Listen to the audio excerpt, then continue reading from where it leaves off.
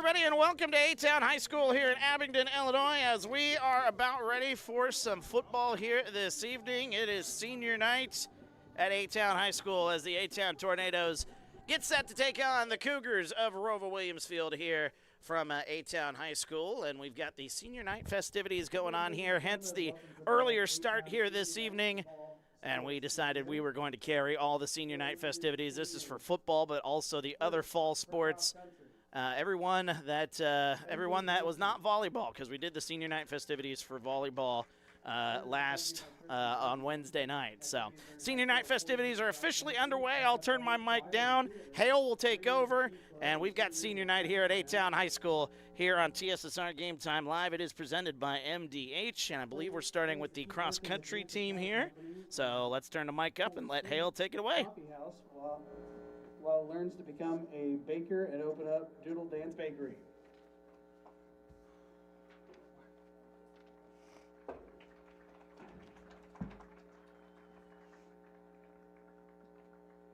Next, Marissa Putman.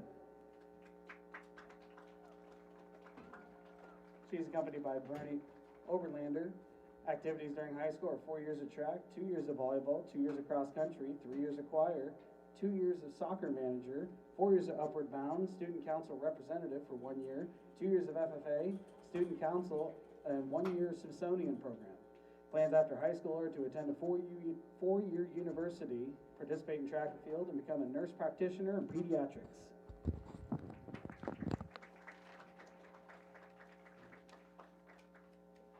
Next for the golf team, Kate Corson. Kate is accompanied by Clint and Stacy Corson. Activities during high school are dual credit, golf for 4 years, baseball for 4 years, and Upward Bound for math and science. Plans after high school are to finish an associate's degree in the fall of 2026, then decide to continue with college or trade school.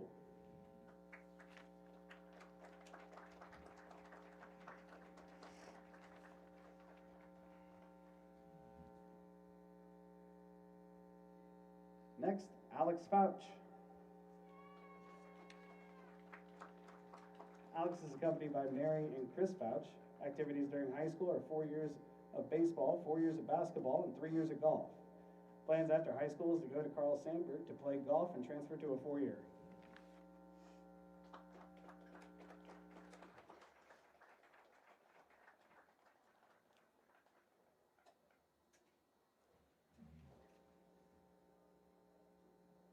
Now for the cheerleaders. Next we have Addison Brown. She's accompanied by Jennifer Brown and Bill Stokes. Activities during high school are 4 years of cheer. Plans after high school is to pursue nursing.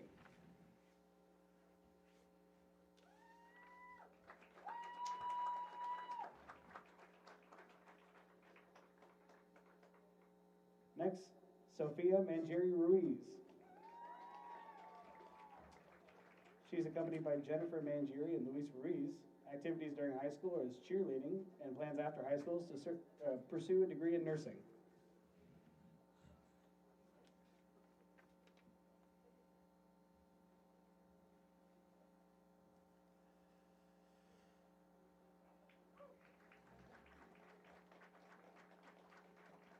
Now for the football team. First we have Lucas Andrews. Lucas is accompanied by Freddie and Diane Andrews. Activities during high school are 4 years of football, 4 years of basketball, 3 years of baseball, and 4 years of FFA. Plans after high school is undetermined.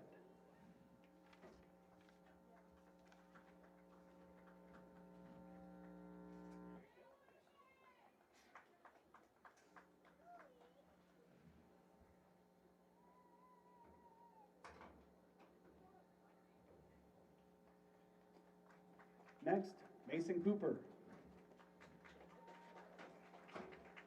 Mason is accompanied by Don Cooper. Activities during high school is 1 year of soccer, basketball, and football, and 4 years of track. Plans after high school is to join the workforce.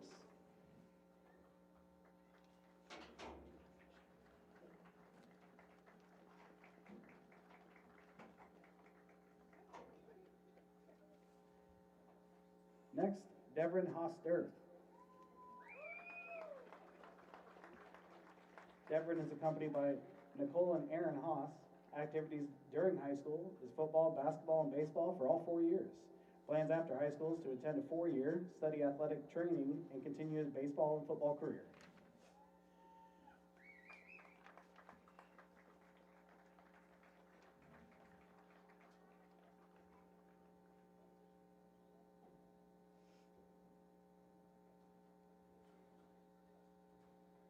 Next, Evan Hook.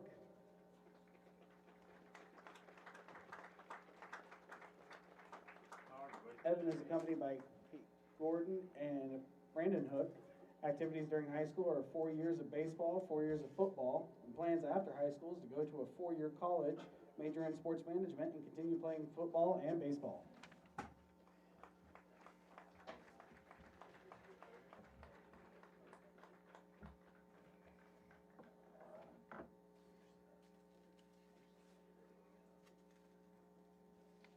Next, Cole Scheckler. Cole is accompanied by Jess and Jacqueline Scheckler. Activities during high school are 4 years of football, 3 years of basketball, 3 years of trap shooting, and 4 years of FFA. Plans after high school is to enlist in the military and become a heavy equipment operator.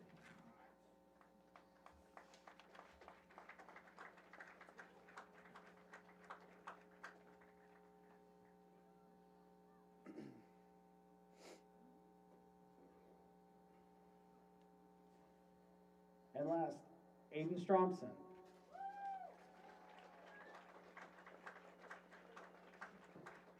Aiden is accompanied by Debbie and Charlie Lenz. Activities during high school are 4 years of football and 4 years of basketball. Plans after high school is to attend a 4-year university.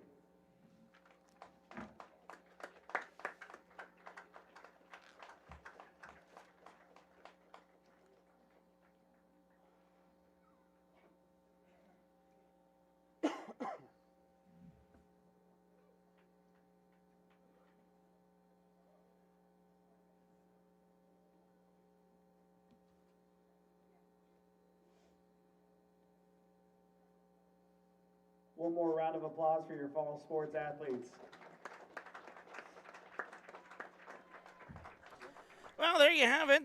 The fall sport athletes here on TSSR Game Time Live. It's presented by MDH. Wyatt Reed on the call here this evening as we are in the pregame of the festivities of senior night here as the A-Town Tornadoes getting set to take on ROWVA Williamsfield here this evening, as A-Town looking to keep their postseason hopes alive, but of course having to take care of those senior night duties, which is always a special night there for those seniors.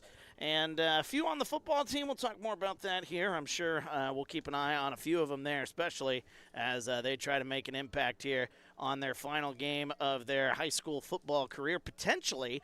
But there's still a chance A-Town can make it into the playoffs here with a 4-5 record. Again, teams can sneak into the playoffs at 4-5, but going to need a lot of help, and we'll see. We'll see how everything plays out, and you can't rule them out completely here, though you could rule them out with a loss here this evening, and that's what ROWVA Williamsfield is hoping for. They're hoping to play spoiler. ROWVA Williamsfield has been a tough year here this season as they come in at 1-7. We'll put the scoreboard back up, and then you can see the records at the top of the score bug down there.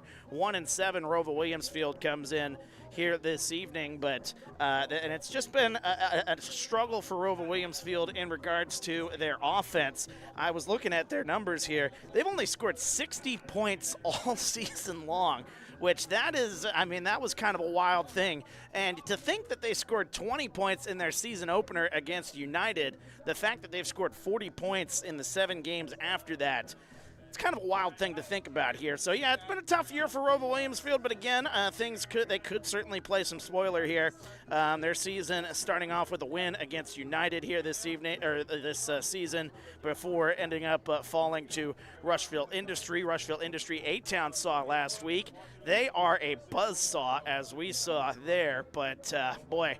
Rushville Industry, a 40-8 loss there in week 2 on September 5th. September 12th, it was a 20-6 loss. Their defense playing a good game there, but their offense again unable to come through. Stark County and Havana then shut out the Cougars in back-to-back weeks.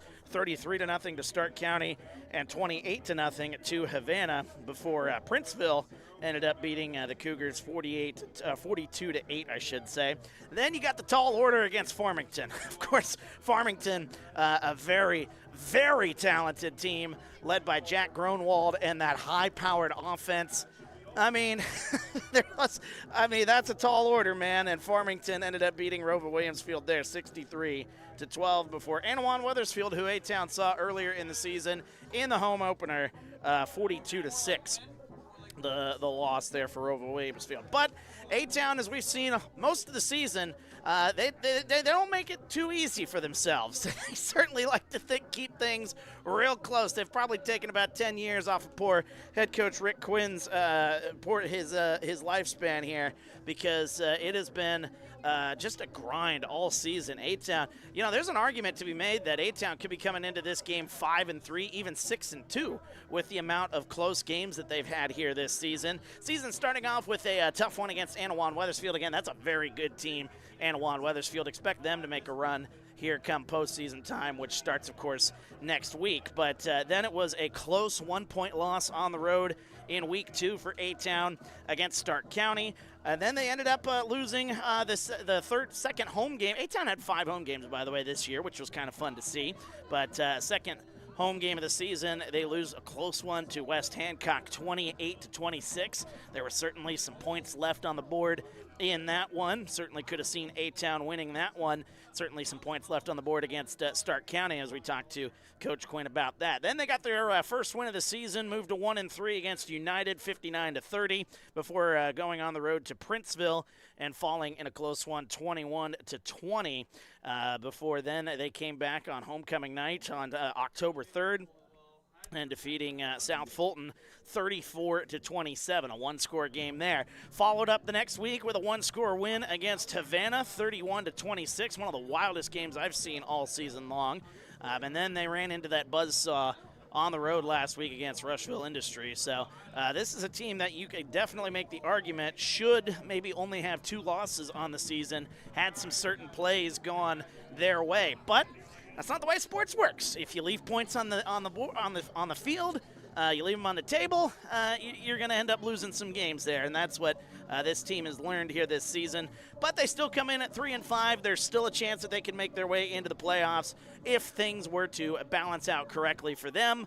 And we'll see if that ends up happening here this season. But the A-Town Tornadoes got to take care of business here tonight as they get set to take on the Cougars of ROWVA Williamsfield. We'll take a break. When we come back, we will talk more of the pregame here and get you ready for kickoff. Kickoff scheduled for 7 o'clock. We're on early here tonight with the senior night festivities. If you're just joining us, we did have the senior night festivities just a little while ago at the beginning of this stream. You can back it up, watch the senior night festivities, and then click that live button and then get back to the pregame, as we'll have more pregame for you coming up in just a little bit. It's TSSR Game Time Live, presented by MDH. At Western Illinois University, Leathernecks don't just blend in. Our purple stands out. Our students are innovative, creative, and resilient. At WIU, there's limitless potential, with campuses in Macomb, the Quad Cities, and online. Visit wiu.edu/potential to become a Leatherneck and get an education that stands out.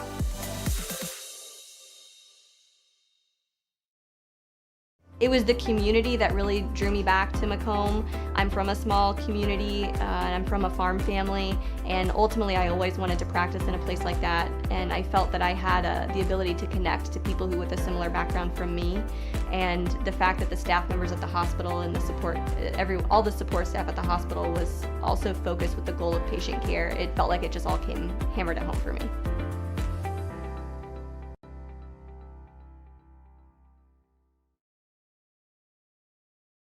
There's been a lot of rewarding parts working at McDonough District Hospital. I've had patients come to me that maybe have not had care in the community, care available, so with the addition of nurse practitioners lately, we've been able to add more care, and that's very rewarding to me. My hope is that when the patients leave at the end of an appointment, they leave and they definitely feel like they've been listened to, and they feel like their needs have been met, their cares have been met, and that they're going to get the proper treatment that they deserve from me as a provider. Welcome back, TSSR Game Time Live, presented by MDH. Wyatt Reed on the call as we are in the pregame of tonight's senior night football game here on the A-Town Tornadoes as they take on the ROWVA Williamsfield Cougars here in what promises to be a good one here. Again, ROWVA Williamsfield wanting to play spoiler here. They come in at 1-7. A-Town trying to keep their postseason hopes alive. Again, you can make the postseason if you go 4-5 if certain things end up playing out correctly. And we'll see if those things end up playing out correctly for A-Town here this season. But got to take care of business here. And step one is beating ROWVA Williamsfield here tonight in senior night on a cool night. Boy, the weather might play a factor. Of course, we talked with Coach Quinn in the postgame of the last game that we did here a few weeks back after the win against Havana.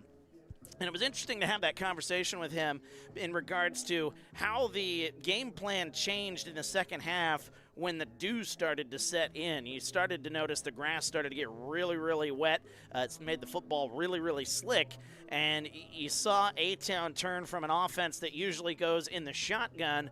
You saw them go under center for a lot of that second half. And it ended up working. I mean, the running game, to A-Town's credit, was phenomenal in the second half of that ball game against Havana, and I think that's really what wore down the Ducks and ultimately gave A-Town their third win of the season. So I'm be curious to see if, Coach Quinn decides to go in that way here tonight. Maybe it's not going to be as wet of a night. I'm not sure. Haven't been down on the field yet.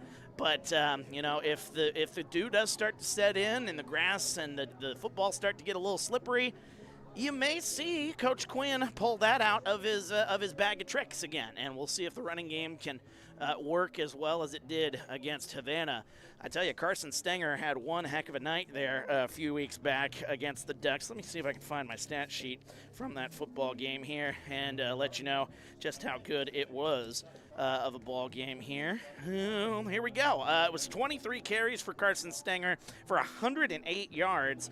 And then you throw in the fact that Riker Darst in that ball game, not near as many carries, but he and Stenger kind of split in the carries, and it was very impressive for Darst. He had a 30-yard touchdown, and he had 15 carries for 116 yards. So, I mean, I know that this team has been very high-powered this season. There's been a lot of, big plays with Trey Keenan in the passing game. Jameel Johnson likes to really chuck it down the field, as Coach Quinn has talked about on multiple occasions. But on a night like tonight, when you need a win, got to go with it. I think you got to go with a dependable option there, and that's been your running backs here, especially in the latter half of this season. Offensive line has been on a phenomenal job this season, opening up holes and making it so that the running game can really get going, especially in the second half of some of these close games that they've had. And it'll be interesting to see what the offensive game plan is here tonight. I imagine they'll come out, try to throw the ball around a little bit here, maybe try to get themselves a little bit of an early advantage before maybe grinding it out, running the ball here. We'll see. It's all going to depend on how things play out here, but it's all going to depend on the A-Town defense, which has struggled a little bit this season. The A-Town defense, as I talked about in the game against Havana 2 weeks ago, they've really kind of struggled in third and fourth down defense. They'll play good first and second down defense, get them into a third and long situation, and then they'll give up a big pass, or they'll give up a big run, and then commit a penalty there. Those kind of plays are why maybe A-Town is sitting here at 3-5 instead of being, 5-3, 6-2. Those possessions where they could get the opposing offenses off the field. However, they end up giving up those big plays, those touchdowns, or giving penalties for extra plays and extra possessions. And it's just those kind of things backfire on you, and I know the team has learned that here. Tonight, though, I expect this team to come out here, guns a-blazing. They're going to try to get out to an early lead here and then just grind this one out here. That's what I expect. But ROWVA Williamsfield, this is a team that struggles offensively. There's a chance A-Town can get out to a quick start here tonight and run away with this one. But, as I said, nothing's been easy for A-Town here this season, so time will tell here as we are about ready to get this one kicked off. We'll have the coin toss here in just a few minutes here, so we'll keep an eye on that at midfield here tonight. And we'll see if maybe even that A-Town offense will be able to get out on the field and try to send a message here in the early going. Again, it is a cool night here at A-Town High School. I tell you, folks are bundled up. And I'm going to be honest here, I might have underdressed here. We'll see. We'll see. Once the game gets going and I get all hyped up here, I do start to sweat a little bit here. So that's what I'm hoping for here tonight. But, boy, sitting here in the pregame, just sitting around, it is a little on the cool side. I'm going to say that right now. One other game going on the TSSR family here tonight.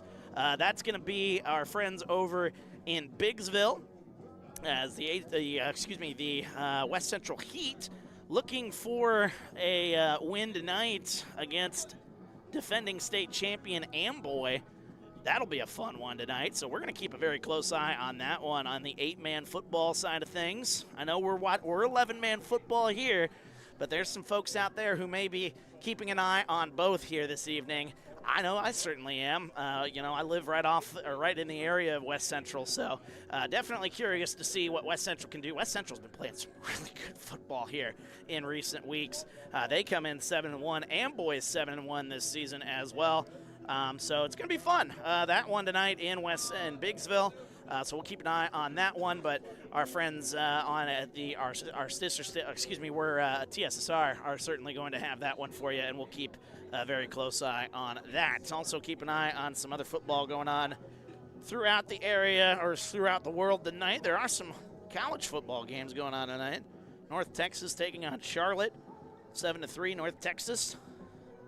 North Texas should have control of that one, but we shall see. They haven't started yet in Virginia Tech. They said that one was supposed to start at 6:30, but now they're started. Okay, there we go.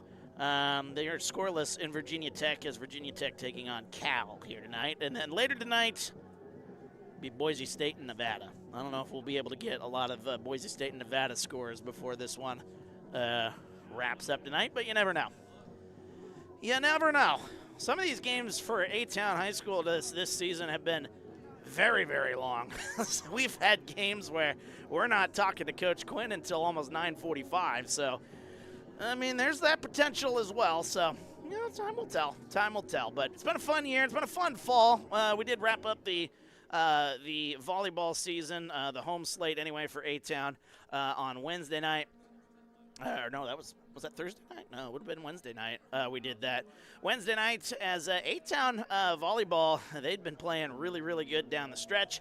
Got to see a couple of wins in their last couple of home games. So, if you haven't seen those yet, you can go to the live tab and see some of those other streams that we've done here. But playoffs about to start in volleyball next week. We may have some volleyball for you here. Got to talk to Dwayne about that. But it's just kind of wild that you look at the calendar and next week's Halloween. Like, where's the time gone? I mean, it is insane to me that we are here 1 week away from Halloween. Playoffs, talking about playoffs next week in both 8-man and 11-man football. I mean, it's sad. And, these seniors here tonight are going to be realizing that, I'm sure, especially as this game goes on, that 9 weeks sounds like a long, long time until you get out there and realize just how quick the football season goes. And it feels just like yesterday that we were here in the blazing heat of August doing that first game against Anawan Weathersfield. But here we are. It is, October 24th, senior night, and we're about to get this one underway here tonight. Again, it's an earlier pregame here tonight, so that's why we're rambling and just kind of reminiscing on what has been a fun season here on TSSR. This is my third year doing A-Town football. We've had a lot of fun, I tell you. This community, for the A-Town side, I got to throw this out there. This community has just welcomed us with open arms at TSSR, and me as a person as well. I can't thank this community enough for just the love and support that this town and this school district has showed us. We enjoy what we do here. When everybody says, "Hey, thanks for what you do," I always say back, "Hey, man, happy to do it. Happy to do it. This is easy work for me. I just love coming here and watching high school sports. These future athletes, these future leaders in our country. It's just so special to get to watch them every single week and grow a little bit more. And I've seen these teams. I've seen some of these kids throughout the 3 years that I've done this, the 2.5, I guess, now. But, yeah, this is my 3rd year doing it. So I've seen some of these kids from their early days of high school. And, you know, some of these seniors, I've called their games for 3 seasons. And it's been a lot of fun. And, boy, I tell you what, this community, there's nothing quite like it here. As we get ready for the coin toss here this evening, then I'll take a break. And then we'll have some more stuff in the pregame as we get ready to go. The A-Town Tornadoes rocking the black uniforms tonight with the yellow text, yellow helmets. ROWVA Williamsfield will be coming out in their road whites. They've got the maroon numbers and letters with the gold pants with the maroon helmets there this evening. Kind of looks like what the old Washington Commanders used to look like there for a while. Those are sharp uniforms for ROWVA Williamsfield. We'll get ready for the coin toss here and see just who's going to start with the football, because I actually have some time to do it here in the pregame. A lot of times I'll look away and be like, oh yeah, and then I look up and they're done with the coin toss and I missed it. And it's like, I was going to try to watch that, but apparently not. Looks like all the seniors are out there for the A-Town football side, but they sent 2 of them back. But all 6 seniors on this A-Town football team did walk out there for the coin toss there, so classy move there from Coach Quinn, making all 6 seniors the captains here tonight. Looks like ROWVA Williamsfield won the toss. Whether or not they deferred, ROWVA Williamsfield wins the toss. They defer. A-Town will take the football to start the ball game. So there you go. So we will get to see this A-Town offense out there as they try to get out to a quick start here tonight against the Cougars. Again, A-Town comes in 3-5, looking to keep their postseason hopes alive against ROWVA Williamsfield, who is 1-7, trying to play spoiler here tonight. And we'll have this one for you here in just about, they got 13 minutes on the clock. So we'll step aside. I got to take a little bit of a break here for the old voice. We'll be right back in just a few minutes. It's TSSR Game Time Live, presented by MDH. When I walk in and talk to my patients, I like my patients first and foremost to feel comfortable. I like to keep it real with them. I like them to know that I'm there to listen to them and to help them understand some of the processes that they may be going through. The most rewarding aspect that I feel with caring for patients is when those patients come back in and they tell me how much better they feel for something that I have helped them accomplish in their healthcare.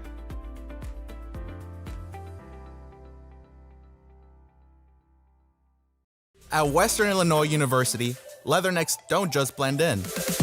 Our purple stands out. Our students are innovative, creative, and resilient. At WIU, there's limitless potential, with campuses in Macomb, the Quad Cities, and online. Visit wiu.edu/potential to become a leatherneck and get an education that stands out.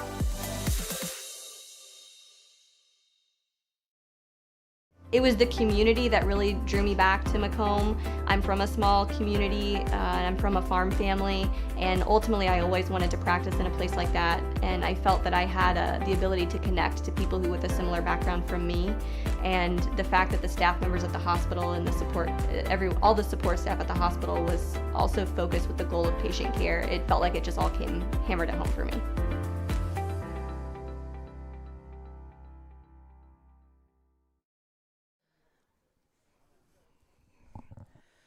And welcome back to TSSR Game Time Live, presented by MDH. Wyatt Reed on the call here this evening. It is senior night here at A-Town High School as the A-Town Tornadoes get set to take on the ROWVA Williamsfield Cougars here this evening. And what should be a fun one here to wrap up the home slate of the season and just the regular season in general here. Hard to believe playoff season is right around the corner. And, of course, there's going to be a lot of games that we're going to be keeping a very close eye on here throughout the postseason on TSSR, and we'll be broadcasting some of those playoff games. Probably not as much as we did last year, though, unfortunately, but still, we're going to have a lot of fun here come postseason time, And I'm looking forward to it. Looking forward to broadcasting some of those playoff games here. Maybe just maybe, if A-Town can sneak their way in, maybe we can get our way to a playoff game there. That would be a lot of fun there, wouldn't it? But the A-Town Tornadoes do got to take care of business here tonight, and then hope things end up in their favor. They come in at 3-5 on the season.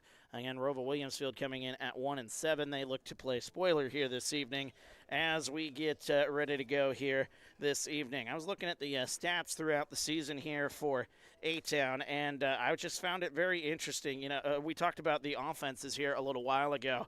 ROWVA Williamsfield only scoring 60 points this season as a whole coming into this game. A-Town has scored over 200 points in this season, but again, it's been their defense at times that has let them down. But also their defense has certainly kept them into games. You see these games where, you know, teams will run up and down the field on them in the first half, and you're like, boy, they're going to be putting up a lot of numbers. But credit to Coach Quinn and his crew. I don't know what is said at the half of some of these, you know, halftime huddles, but there's been, you know, instances this season where we've seen just a completely different team come out and just absolutely dominate the second half, and that's been a lot of fun to see this season. Again, this is a team that has grown immensely, and you're going to grow from all these close losses that they've had here this season. So I know that, again, there's a lot of folks here tonight that think we should be 5-3, we should be this, we should be that.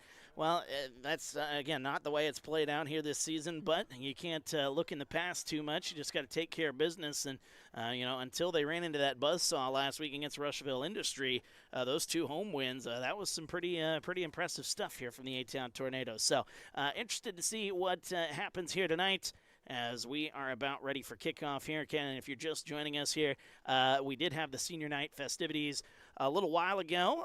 It was at the beginning of this stream, so if you are wanting to watch those, you can go check it out at the beginning of the stream there. Just drag the little dot there back to the beginning, and you can watch the athletes taking the field there with their parents, and special moment there. But, yeah, we're about ready for kickoff here tonight between the Cougars of ROWVA Williamsfield and the Tornadoes of A-Town. Feel free to get into the comments. Let us know where you're watching from, who you're pulling for here this evening, as we always have a lot of fun chatting with our friends there in the comments as the broadcast goes along here. Some folks that may not be able to be out here because of the cold, or maybe they just live a little far away. Whatever the case may be, we're happy to have you with us here tonight. And we're going to have some good football here to wrap up the regular season and, again, hopefully keep the postseason hopes alive for the A-Town Tornadoes.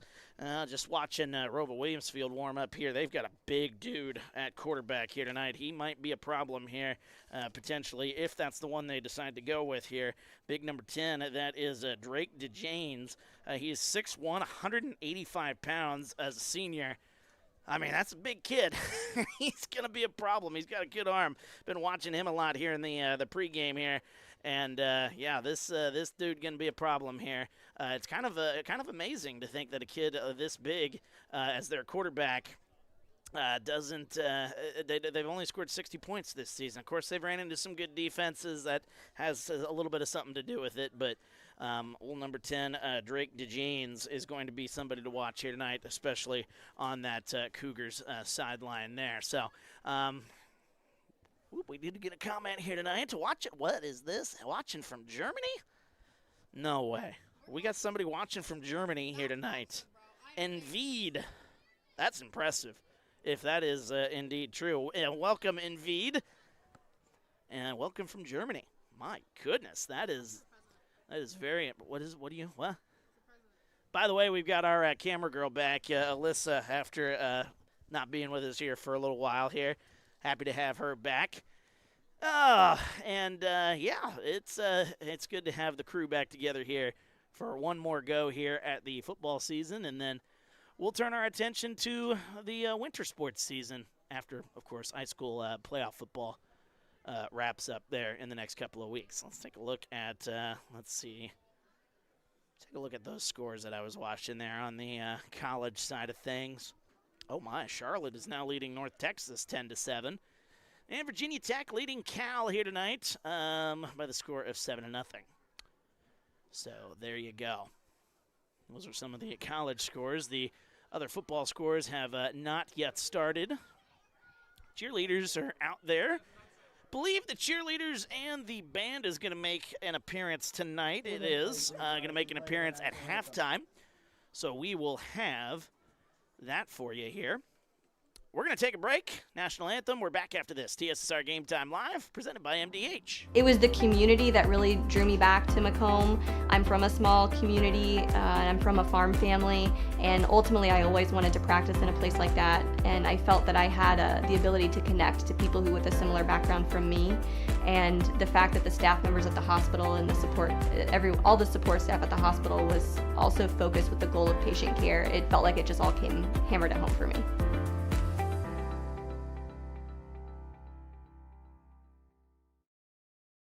At Western Illinois University, leathernecks don't just blend in. Our purple stands out. Our students are innovative, creative, and resilient. At WIU, there's limitless potential, with campuses in Macomb, the Quad Cities, and online. Visit wiu.edu/potential to become a leatherneck and get an education that stands out. There's been a lot of rewarding parts working at McDonough District Hospital. I've had patients come to me that maybe have not had care in the community, care available, so with the addition of nurse practitioners lately, we've been able to add more care, and that's very rewarding to me. My hope is that when the patients leave at the end of an appointment, they leave and they definitely feel like they've been listened to, and they feel like their needs have been met, their cares have been met, and that they're going to get the proper treatment that they deserve from me as a provider.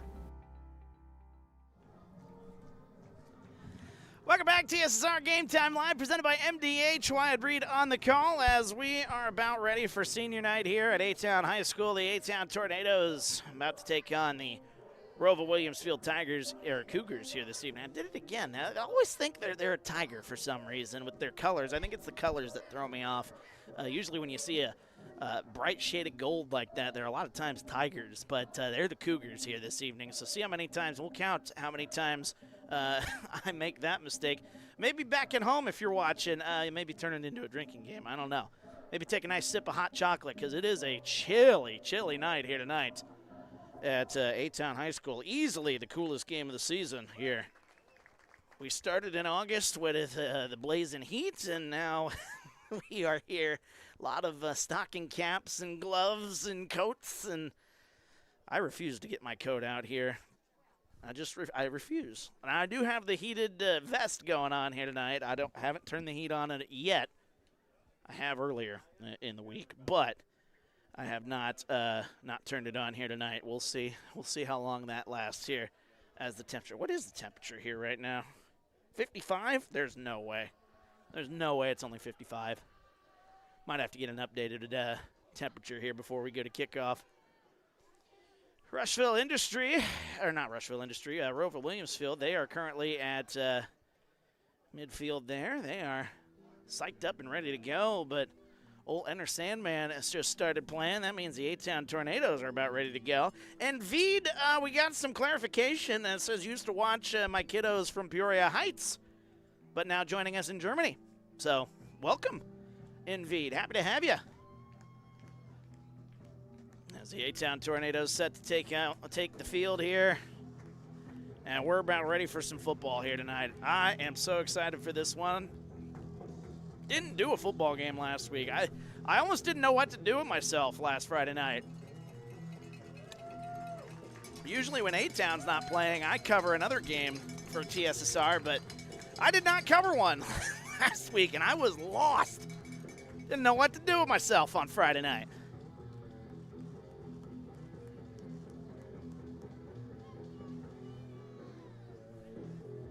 A-Town will start with the football here this evening, so we'll get to see Jameel Johnson and the A-Town offense, Trey Keenan and crew. See what they have in store here tonight for this ROWVA Williamsfield defense. Let's get that ready to go. I appear to have lost my pen. Nope, I got it. There we go. Oh, that would have been a disaster. That would not have been a good start. That's what happens when you're on the air for 40 minutes in the pregame. You misplace your stuff, and yeah, things happen. So anyway, A-Town will start with the football here. They're going to be in those black uniforms here tonight with the yellow numbers and the yellow helmets. ROWVA Williamsfield starting as they're going to got the teams on the wrong side of the field. So we're already off to a roaring start here tonight. ROWVA Williamsfield will kick right to left. A-Town will take it back left to right. ROWVA Williamsfield in those road whites, the maroon numbers and letters, maroon helmets, and the gold pants here this evening. Out to boot this one away is, try to get the number here. Is that number 9? It's number 8, excuse me. That there's no number 8 on my roster, so there we go. One thing, if it's not one thing, it's another here. Here we go. The Cougars are going to be kicking off. A-Town will have the football here to start. As there's an onside kick try to start this ball game, and it looks like A-Town's going to have it. The A-Town pyrotechnics there. The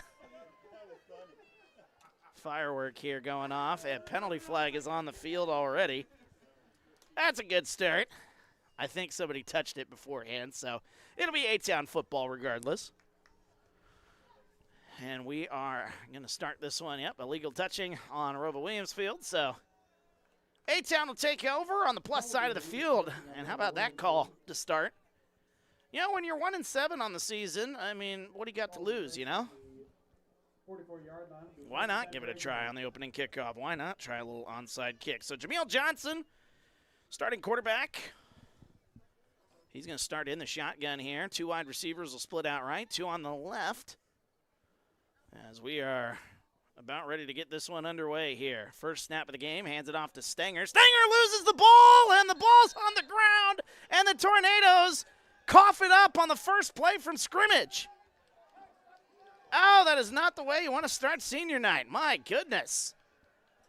I don't know if the ball was wet. We talked about that in the pregame a little bit. A fumble by Carson Stenger. Maybe it was the cold. But now ROWVA Williamsfield will take over. The Cougars with the ball here. Fumble recovery on the first play. Didn't see who landed on it, but either way, it's going to be 1st and 10 for the Cougars, and Drake DeJanes will bring his offense out there, the 6'1", 185 quarterback we talked about just a few moments ago. They'll start right at the 49-yard line, moving right to left. 2 to the left, 1 to the right. They hand it off for a big back here in the backfield. They hand it off to big number 88. That is Max Nichols. He's a tight end, but he gets the handoff here. Runs it up the middle for a gain of about 3, maybe 4 on the play. 2 yards, it'll be 2nd and 8. Be a 3-yard gain here for Nichols. It'll be 2nd down and 7.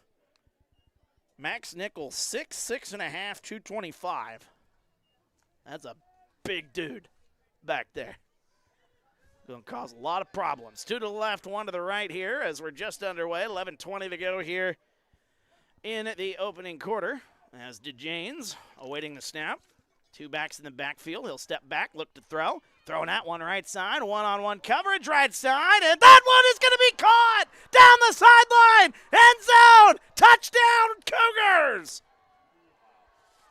Parker Tamburo beat the one-on-one coverage and into the end zone from 48 yards. How about that? For ROWVA Williamsfield, touchdown. Parker Tamburo, 5'8", 130. Got a lot of speed, though. 48 yards and a touchdown, and wow.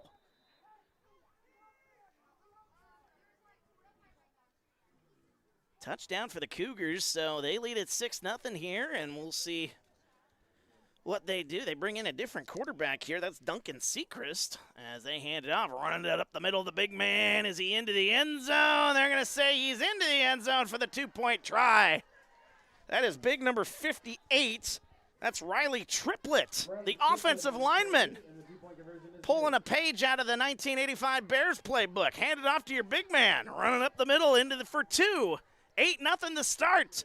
We're back after this. TSSR Game Time Live, presented by MDH. There's been a lot of rewarding parts working at McDonough District Hospital. I've had patients come to me that maybe have not had care in the community, care available. So with the addition of nurse practitioners lately, we've been able to add more care, and that's very rewarding to me. My hope is that when the patients leave at the end of an appointment, they leave and they definitely feel like they've been listened to, and they feel like their needs have been met, their cares have been met, and that they're going to get the proper treatment that they deserve from me as a provider.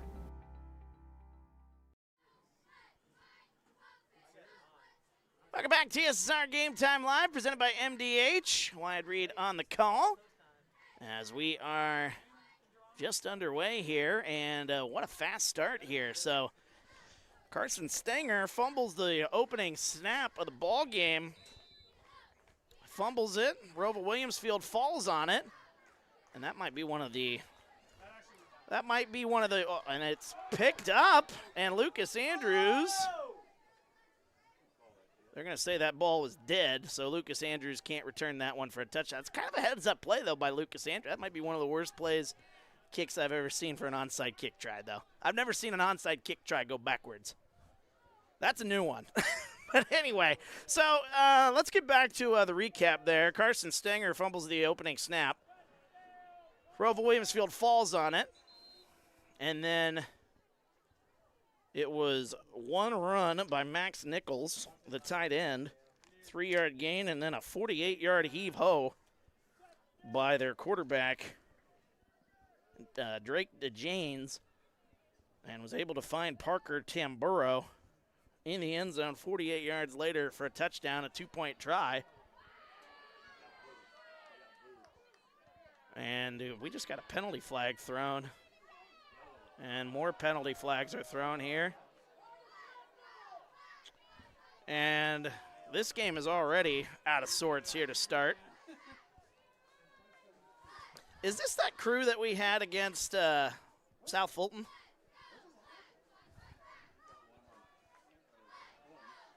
I think you're going to have some unsportsmanlike conducts, a couple of unsportsmanlike conducts.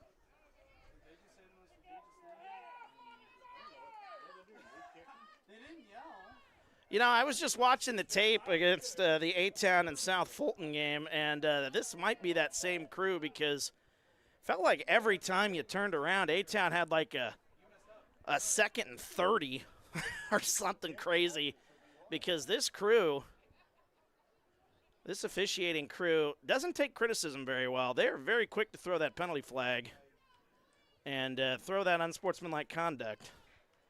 Now, I don't know what was said. Again, we're all the way up here in the press box. We don't know what's said.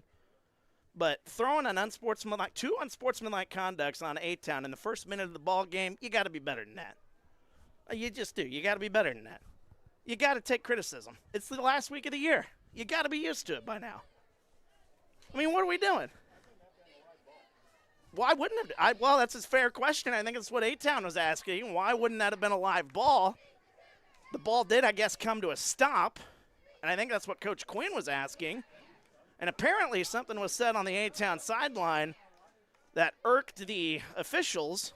But again, you can't be doing that on the first minute of the ball game. You just can't. So A-Town will take over. After all that, there was a penalty on ROWVA Williamsfield. So the penalty is offset anyway. It doesn't really matter. But the players are going to go into the books, so if anything is said, no, they are not. They are going to march this one back. What is this, 30 or 45 yards they're going to run it back? So A-Town will be starting inside of their 20-yard line. This is ridiculous.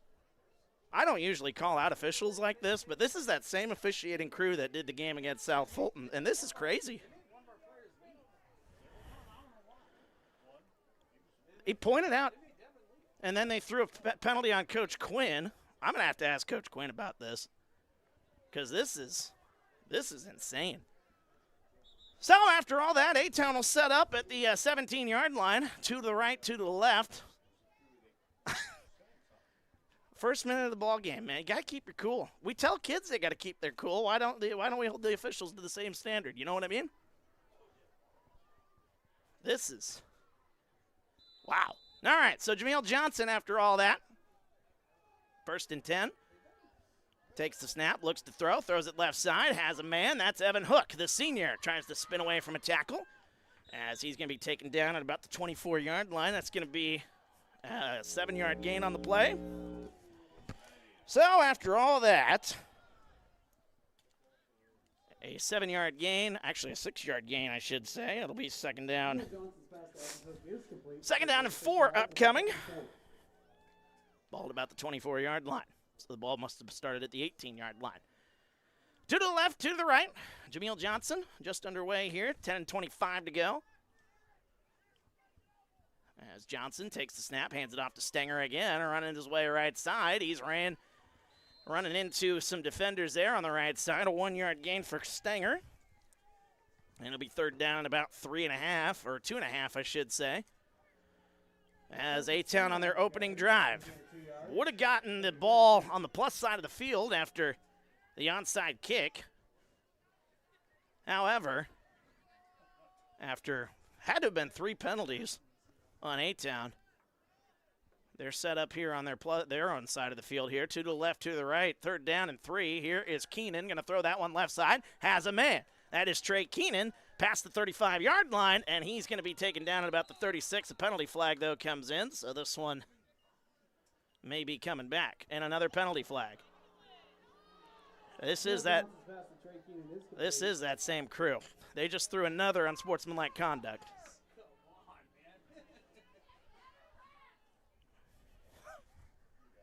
I don't know. I'm speechless at this point. 9:38 to go. Personal foul on the defense. These penalties are going to offset. We're going to try this play again.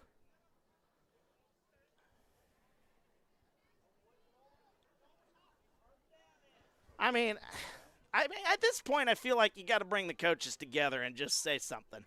You got to say, okay, the officials need to say something to the coaches. The coaches then need to go back and say something to their players. Now they're just re-going over the offsetting penalties there, so it'll be third down and 3 again. Oh, they did put first down. So the play counts? Okay, so the play counts. I guess everything was after the play. Oh boy, I'm gonna get in trouble on this one, but it is what it is, you know. You know what? It's the end of the year anyway, so whatever. 2 to the right here as that should have been a penalty flag there. Here's the snap. They hand it off. Running his way right side, Riker Darst. He's going to try to break a tackle. There goes Darst down the right side. He's inside the 45. Riker Darst makes his way to the 42. First and 10, 23-yard gain on the play for Riker Darst. 9.5 to go here in the opening quarter.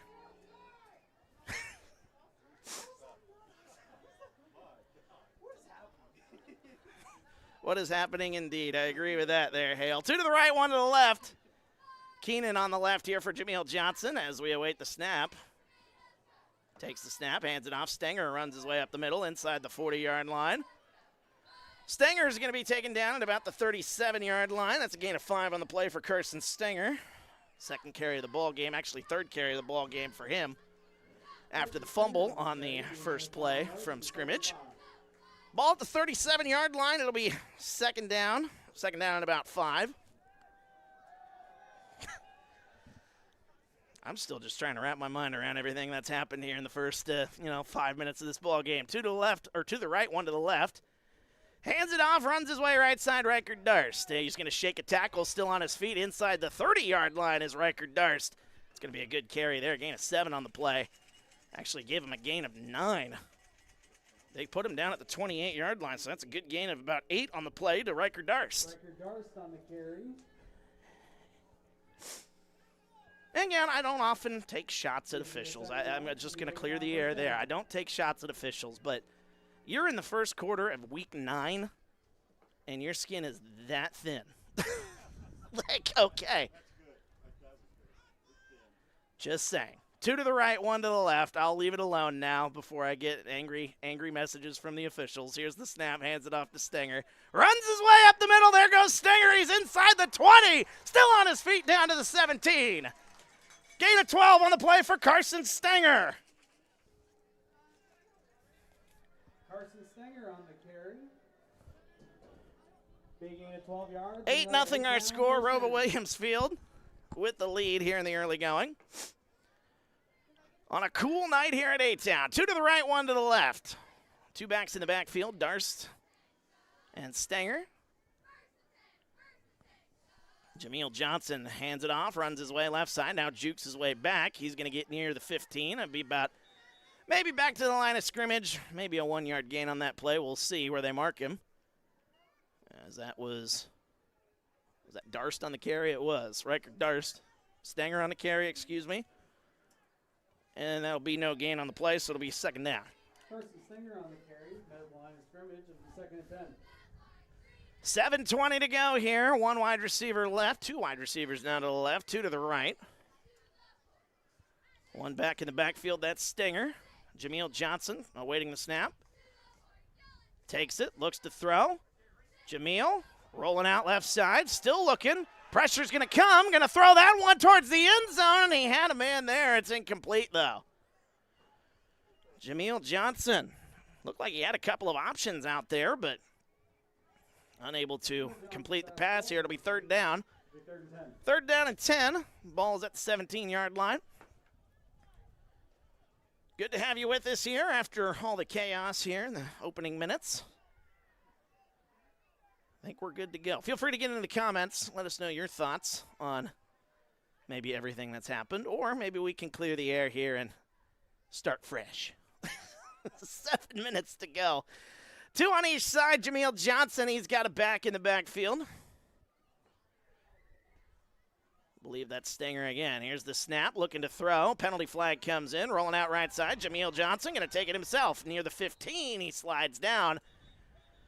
Might be ROWVA Williamsfield. I'm not gonna say for certain here, but the wind is picking up here a little bit here. And it's a sideline warning on ROWVA Williamsfield, so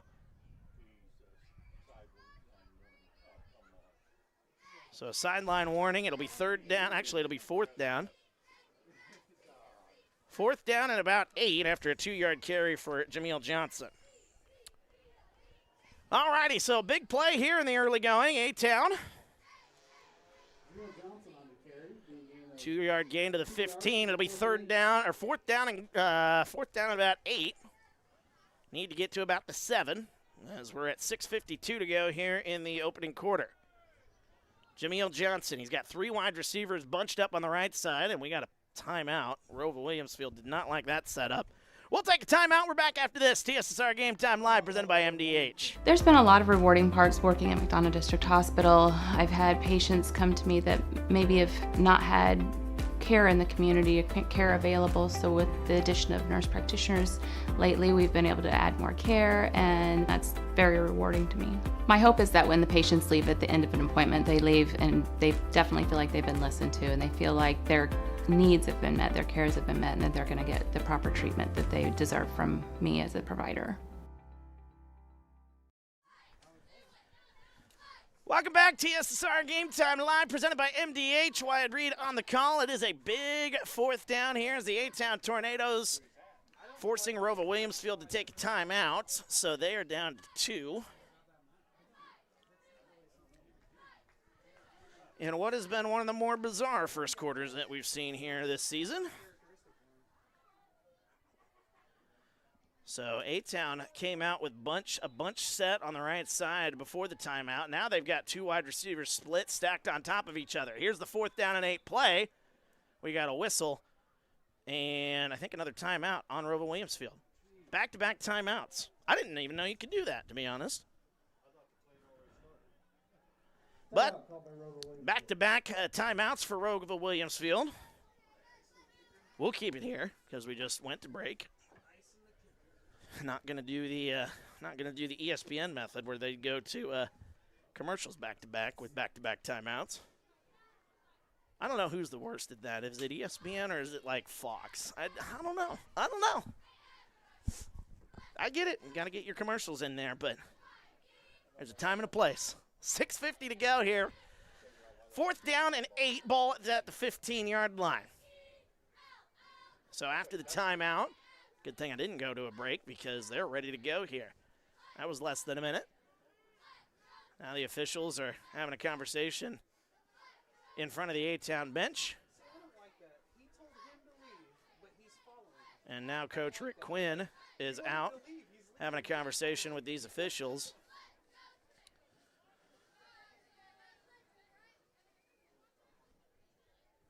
So here we go here. Big 4th down. A-Town trailing by 8 here in the early going.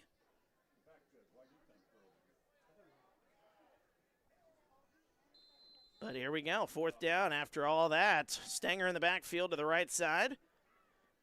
Jameel Johnson in the shotgun. Takes the snap. Looks to throw. Pressure comes. Jameel Johnson scrambling. He's going to look to throw. Throws that one over the middle of the field. That one's incomplete. And that'll be a turnover on downs. So the Cougars will take over. They're going to be at about the 15-yard line, so it'll be 1st and 10, moving right to left. Pressure starting to get to Jameel Johnson here in the early going. Some good coverage down the field for ROWVA Williamsfield as they have clamped down here on the A-Town receivers here in the opening drive. Technically the opening drive here after the A-Town Tornadoes fumbling the opening snap of the ball game. And now they're sending both teams off the field. And it'll be A-Town football here after these officials have come together. What is the deal here?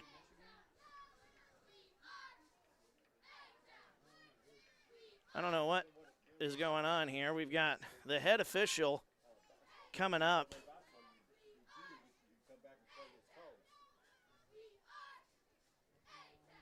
I think they threw one of the A-Town coaches out.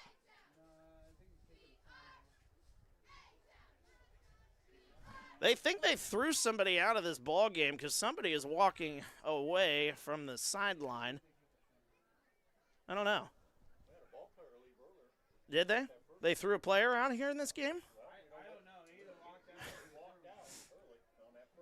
Okay. So I don't know what the conversation is here with Coach Quinn and the head official. Now somebody has come in from the sideline here. That's the AD. That is Reed Kelso.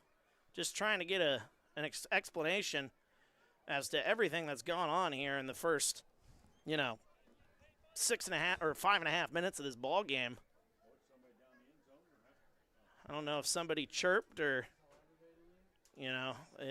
but Kelso is now making his way towards the end zone.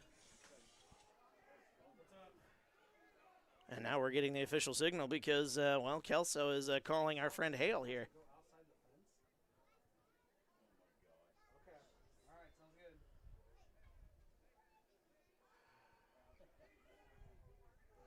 I think there's going to be an interesting ruling here. We'll see what it officially is here. If we can get the sound system to work. Okay, so the ruling now is that everybody on the south end zone has to go beyond the fence.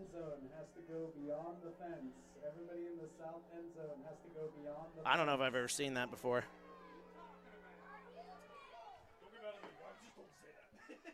I don't know if I've ever seen that before. This is one of the most insane things I've ever seen.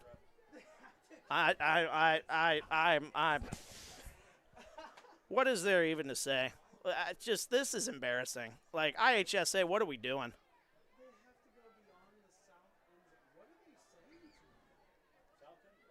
So this game's going to be delayed until they can get the fans taken care of here. And, kudos to the parents for not moving. They shouldn't have to. That's the craziest thing.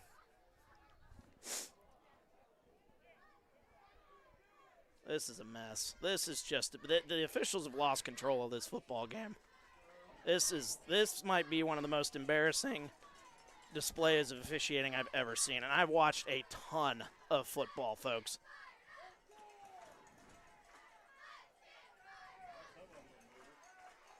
So I think the word is officially starting to get out to the south end zone. Kudos to the cheerleaders for trying to keep everybody, happy. Oh, my goodness. There's a lot of parents that are just standing pat.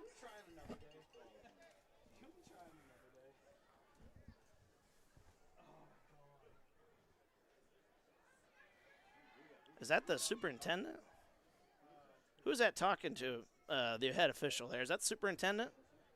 I think it is. I think it's the A-Town superintendent talking to the head official now. Principal, okay. Superintendent, principal. Yeah, I was close.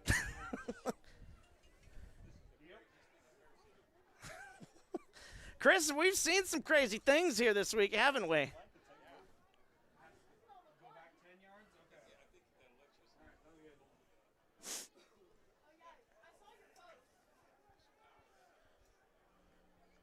Everybody in the south end zone has to back up 10 yards. Okay, so they've changed it to where they don't have to. They've changed it to where they don't have to go outside of the fence, but they have to go 10 yards back.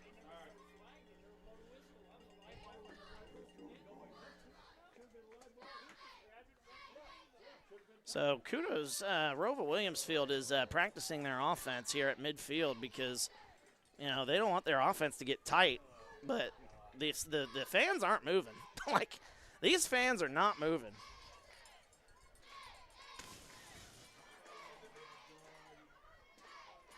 Folks, I'm speechless. Like, I'm out of things to say. I'm going to probably get in trouble for this, but, there's a time and a place. And this is I wish I knew how to react to this. I've just never seen this in my time of watching football. I've watched a ton of football.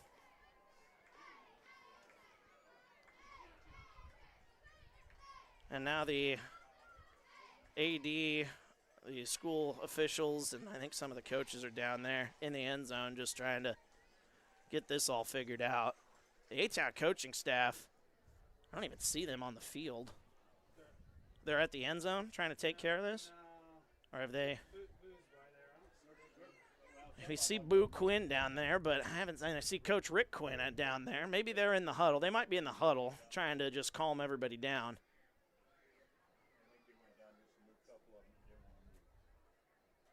And now the athletic director, Reed Kelso, now back talking to the head official. 6:43 to go here, by the way, in the first quarter. If we can ever get this game going again.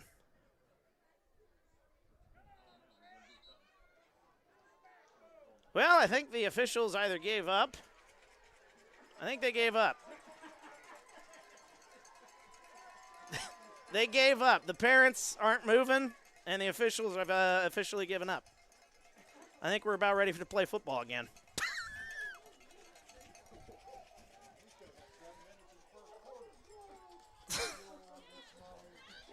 And you know what? The A-Town fans are cheering. Those fans held strong. Who was going to crack first? And the A-Town fans got the officials to crack. 1st and 10 at the 15. We're back underway, folks. Happy senior night at A-Town High School. And a penalty flag has come in, and we got a false start.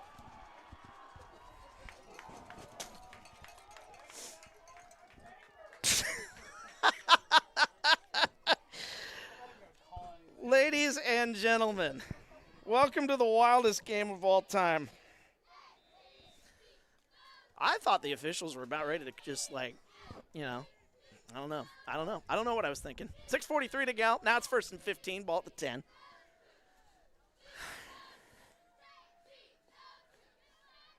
If you had to explain this to somebody in the future, running it up the middle. Ball's on the ground. A-Town's going to fall on it. Inside the 15. A-Town will take over. Max Knight, the big tight end. Max Nichols, excuse me.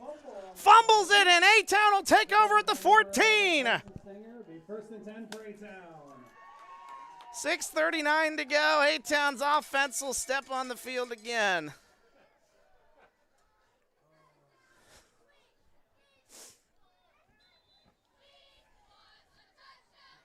So the A-Town offense will take over. 1st and 10, ball at the 14, 2 to the right, 1 to the left, 2 in the backfield here. Stenger and Darst back there with Jameel Johnson. 6:39 to go, 8-0 ROWVA Williamsfield. Here's the snap, running the right side. There's Darst, 10-yard line, cuts back, shaking tackles, inside the 5. Darst spinning down at the 2. Riker Darst, a 12-yard gain. It's 1st and goal at the 2. Riker Darst on the carry, will be a 12-yard gain, and A-Town 1st down. Clock is stopped with 6.5 minutes to go here. 1st down, goal to go after a good carry by Riker Darst, 12 yards. Now it's 1st and goal. They'll start the clock here and about ready to go. 2 to the right, 1 to the left. 2 in the backfield here again for Jameel Johnson. Moving a man in motion, that's Evan Hook. Here's the snap, hands it off. Stenger cuts his way, left side, penalty flag comes in. I don't think this play is going to count. I think it's going to be a false start.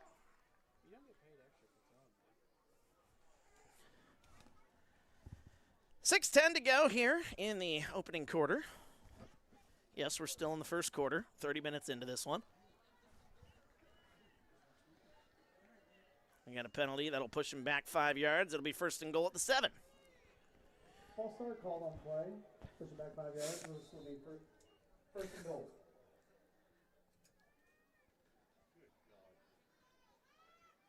So it'll be 1st down and goal to go here as Jameel Johnson's got the play. Coming into the huddle here and from the right hash. A-Town will set up their offense here after the fumble by Max Nichols. Gave A-Town possession inside the red zone. 2 to the right, 1 to the left. 2 backs in the backfield. Jameel Johnson hands it off, runs his way right side. There goes Darst near the end zone. He's going to run his way in. Touchdown, A-Town. From 7 yards out, Riker Darst. Following his blockers into the end zone. Touchdown, A-Town. Well, after all that, folks, A-Town's on the board. They trail by 2. Firework goes off here at A-Town High School. 5:33 to go. And the A-Town offense will come out there trying to get this 2-point try and try to get this thing evened up. 2 on each side of Jameel Johnson. Carson Stenger in the backfield. Awaiting the snap. Takes it. Looks to throw. Throws it right side. Has a man. End zone. It is caught. Evan Hook. 2-point try is good. We're tied. Waiting for him in the end zone was the senior, Evan Hook. We're tied at 8. We're back after this. TSSR Game Time Live, presented by MDH. At Western Illinois University, leathernecks don't just blend in. Our purple stands out. Our students are innovative, creative, and resilient. At WIU, there is limitless potential, with campuses in Macomb, the Quad Cities, and online. Visit wiu.edu/potential to become a leatherneck and get an education that stands out.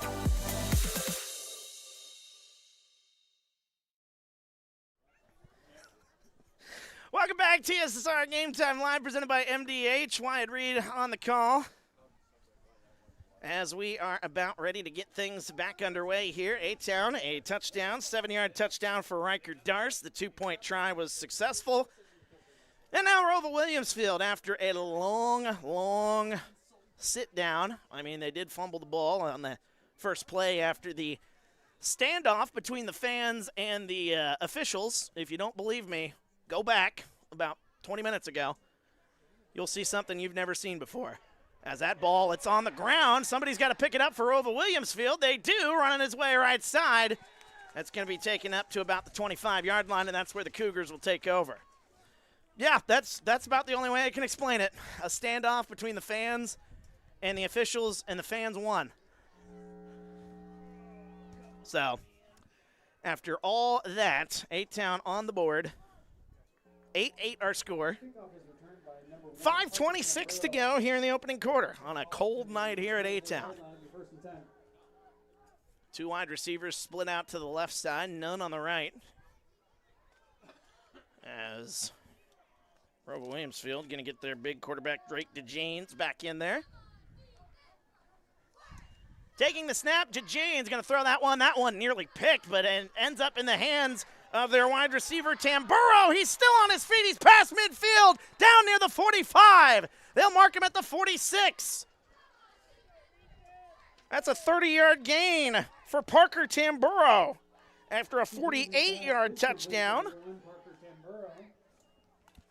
After a 48-yard touchdown on the opening drive for ROWVA Williamsfield, set up by a fumble by Carson Stenger. Two to the left, one to the right. That pass should have been picked off, to be honest with you. A defender undercut that route, and had he put his hand up, he would have easily ran it back for a pick six. 4:55 to go. Ball at the 46-yard line. Here's the snap. DeJanes hands it off, gets it to his back, running his way. Right side, he's got a big hole. He's got a first down. That's Jaden Cope. Gets his way past the 35-yard line to the 34. That's a gain of 12. Jaden Cope with that carry. Gain of 12. First and 10 for ROWVA Williamsfield. The Cougars, their offense outside of that fumble, they are rolling here. One wide receiver on the right side, two on the left. As Drake DeJanes awaiting the snap. Whoops. And no well, they do call a penalty flag.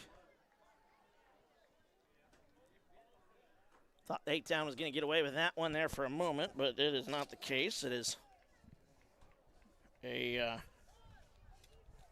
penalty flag on A-Town, so it'll be 1st and 5. Now ball at the 29-yard line. Offside called against A-Town, move up 5 yards, it'll be 1st and 5. First down, 5 to go, 4:14 to go. Here's the snap. DeJanes hands it off, gets it to his back. That's Cope as he's going to make his way right side. Still on his feet, breaking through tackles near the sideline. Touchdown! Touchdown! Oh, the ball's on the ground! There's a flag on the field way back near the original line of scrimmage.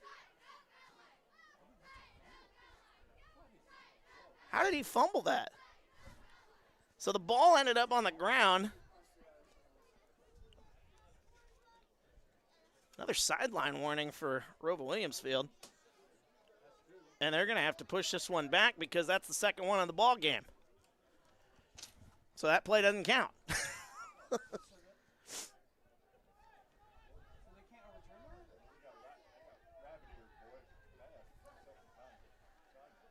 Sideline warning, the second one of the ball game for ROWVA Williamsfield. So, I guess, dare I give credit to these officials after tearing them down as much as they did? At least they're calling them on both sides, I guess. Two to the left, one to the right. We're under 4 minutes to go, so we'll redo that play after the second sideline warning. Does that not result in a 5-yard penalty? I would have thought it'd be 1st and 10 after all that. Coach Quinn not asking questions, hands it off to Nichols, runs his way up the middle after 1st and 5. Actually, they pushed it back about 1.5 yards, so it was actually 1st and 7. And they hand it off to Max Nichols, who gains 2. The big tight end, they're using him in the running back spot here from time to time. DeJanes back there, number 23, Noah Soper. He's out there. Also out there is Cope, Jaden Cope. 3:03 to go. One wide receiver on each side. Here's the snap. They hand it off. They run it, give it to the fullback, That's Noah Soper, number 23. And it looks like it's going to be close to a first down. They do give him the first down. Gain of 3 on the play for Soper. And needed 3, got 3. 1st and 10. Ball at the 29-yard line. Ooh, I tell you, that breeze picked up here in the last 10, 15 minutes. It ain't much, but it's enough. 2.5 minutes to go. One wide receiver on each side. DeJanes under center. He's got two backs in the backfield. One is Nichols, the big man. They turn and hand it off to their other back, and he's going to be stopped for a loss. That's Jose Estrada, the running back. That's going to be a 3-yard loss for Jose Estrada. Jose Estrada on the carry. Number 5, and that'll be second down and 13 now. As we approach the 2-minute mark here in the first quarter, a long, long, long first quarter. 2 to the right, 1 to the left. DeJanes in the shotgun, awaiting snap. Cope and Nichols back there with him. Fakes the handoff, throws it right side. That one in and out of the hand of the big man. That's Nichols running the route there. Max Nichols unable to come up with it, and it'll be 3rd down and 13. James' fast ball is incomplete. It'll be 3rd and 13. And we got a whistle, and we got a timeout. Timeout for A-Town. They're first of the half. We'll take a break. We're back after this. TSSR Game Time Live, presented by MDH. At Western Illinois University, Leathernecks don't just blend in. Our purple stands out. Our students are innovative, creative, and resilient. At WIU, there's limitless potential, with campuses in Macomb, the Quad Cities, and online. Visit wiu.edu/potential to become a Leatherneck and get an education that stands out.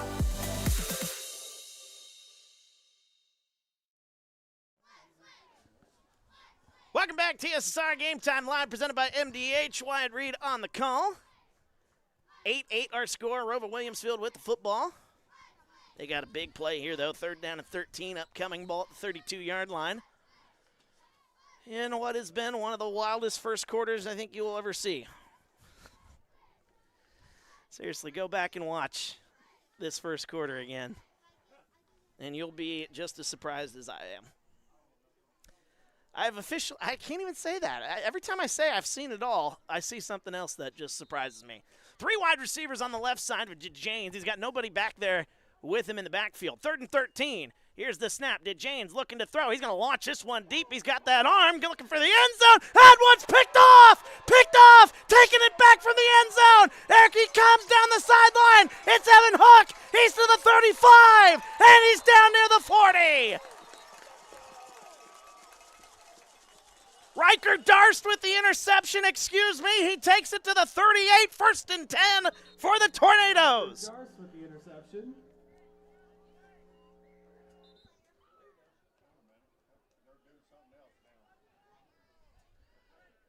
There's going to be a block in the back, a hold on the return, and it will be a pick on A-Town. That was a good throw by DeJanes, a good 40-yard ball in the air, but ended up getting picked off. A nice read there. So they throw it from the spot, from the 25-yard line, so that'll set up A-Town inside their own 20. So not as good a field position as they would have hoped, but still they get the ball back. They get a stop defensively. And it'll be 1st down and 10 for the Tornadoes from the 15-yard line. A little hold on that return there, so 1st and 10 then at the 15. And with 1:33 to go, A-Town will take over. The interception by Riker Darst still stands. Ball will be placed on the 15-yard line. Well, the A-Town offense will come back out there. We'll see what Jameel Johnson and his crew can do here with 1.5 minutes to go here in quarter number 1. That interception and then the penalty of 10 yards from the spot. That'll set it up. 1 wide receiver to the left, 2 to the right. Here's the snap. They fake the handoff. Looking to throw. Jameel Johnson going to launch this one. Down the left side. That one's incomplete. He was looking for Trey Keenan on that one, and good coverage down there by ROWVA Williamsfield. The Cougars making a good play on that one. Who's back there in coverage? I think that's number 6, Keegan Gerlach. I tell you, Jameel has got an arm, and I'm excited to see his offseason development as a junior. His senior year, we could be seeing a lot of those bombs, which is going to be a lot of fun. if he can, as long as he can hit his receivers. He's hit his receivers quite a bit here this season. 2 to the right, 1 to the left. 2 in the backfield, Stenger and Darst. Here's the snap. They hand it off to Darst. Runs his way right side, looking for a block. He's got it. Breaks through tackles, past the 25-yard line. What a run by Riker Darst. The stiff arm gets him the first down as they mark him at the 27-yard line. It's a 12-yard gain. 1st and 10 for the Tornadoes. Riker Darst with that 12-yard carry, and 8-8 our score. Good to have you with us here tonight. Feel free to get into the comments. We'd love to hear from you here tonight. It's been quite the night, to say the least. 1 wide receiver on the left, 2 wide receivers on the right, 2 backs in the backfield. Jameel Johnson, 1 minute to go here. Ball at the 27-yard line. Awaiting the snap, Johnson takes it, looks to throw, throws it left side. He's got Keenan trying to shake tackles. He's running backwards a little bit there. Had it at about the 33. They'll give him forward progress, though, to the 32. That's going to be a 5-yard gain for Trey Keenan, his second catch of the ball game. And with 40 seconds to go, A-Town might have to run one more play here in this quarter. Second down and about 5 at the 32. Jameel Johnson back into the huddle as they break the huddle here. 1 wide receiver goes left, 2 wide receivers to the right.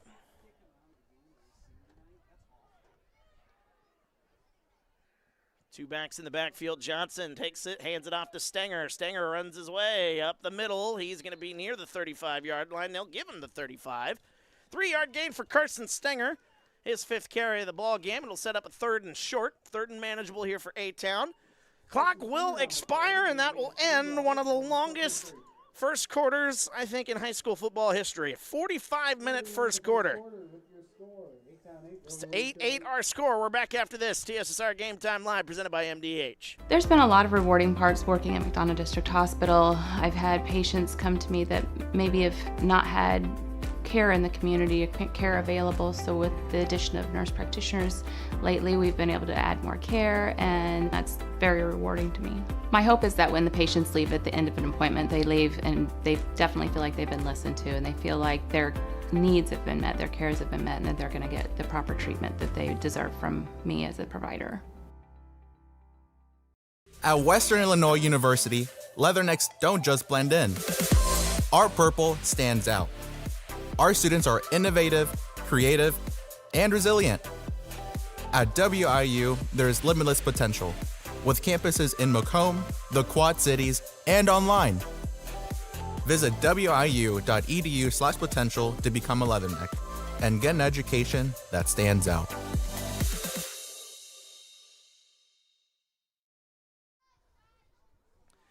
Welcome back to TSSR Game Time Live presented by MDH. Wyatt Reed on the call. We're tied at 8 after 1 quarter, a long first quarter. But a first quarter that finally comes to an end, and now A-Town will set up with a 3rd down and about 2. As we got a penalty flag coming in, and I think ROWVA Williamsfield may have just given A-Town a free first down. Nope, they say it's false start on A-Town. They'll take that back. So it'll be 3rd down and 6 instead of 3rd down and 1. And these kind of penalties here, they've gotten in the way of A-Town here this season.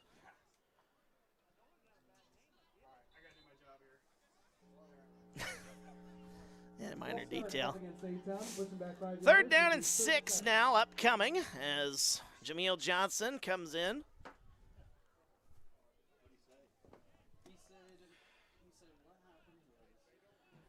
As we are ready here for a 3rd down. 3rd down and 6. 2 to the right, 1 to the left here.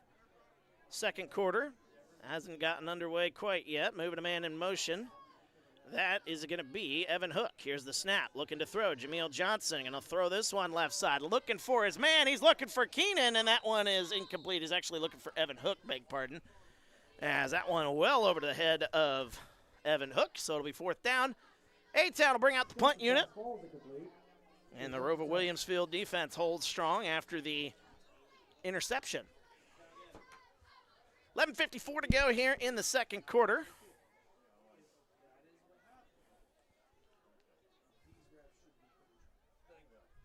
4th down and 6 as ready to punt this one away is A-Town. And ROWVA Williamsfield going to be hoping for some good field position here. Here's the snap. That one nearly went over the head of the punter. Oh, and then pressure comes and nearly got to that one. And there is a good roll there, a good A-Town roll. Will go inside the 40-yard line to about the 36. And that is where the Cougars will take over.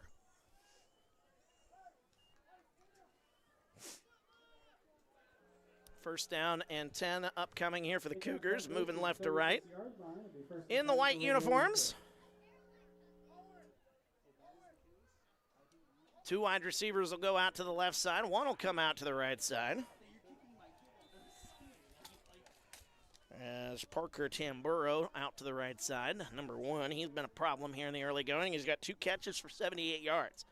Here's the snap. They hand it off, running his way left side, and a good tackle there, as that's going to be Jaden Cope. That'll be maybe a 1-yard gain on the play. Cope, second carry of the ball game. Jaden Cope on the carry. 1, 2, 3, 4. So the ROWVA Williamsfield side has got 4 different players with a carry here tonight. And then a couple of big throws to Parker Tamburo. But their offense has kind of been a little stagnant here. Outside of a play here and a play there. 1 wide receiver to the left, 2 to the right. Here's the snap to Janes, hands it off. Gets it to his running back. There he goes. There's Cope. He's near midfield. He'll be tackled right at midfield. It'll be 1st and 10 for the Cougars. A gain of 13 on that play. Yeah, take that back. It's going to be a gain of 12. Jaden Cope, his second carry of 12 yards here today. And I still have the first quarter in the scoreboard here, so let's get that fixed.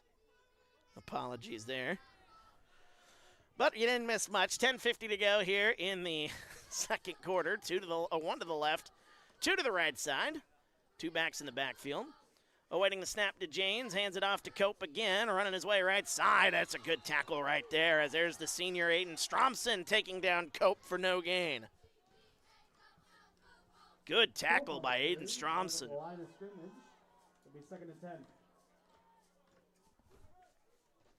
10:22 to go here in the first half. 3 wide receivers, actually 2 wide receivers. 1, Braden Cope, was actually checking out of the ball game. My apologies. So in the backfield is Noah Soper. 2 to the right, 2 to the left. They're stacked on top of each other. Second down and 10. Ball at the 48-yard line, or 49-yard line. Moving a man in motion. That's Tamburo. Here's the snap. They roll it out left side. Pressure trying to come here from A-Town. They dump that one off. Tamburo in the vicinity there, so no worries about a intentional grounding there. It'll be 3rd down and 10, 9:51 to go here in quarter number 2. I tell you, it's kind of slowed down a little bit after all that chaos in the first quarter. Oh, man.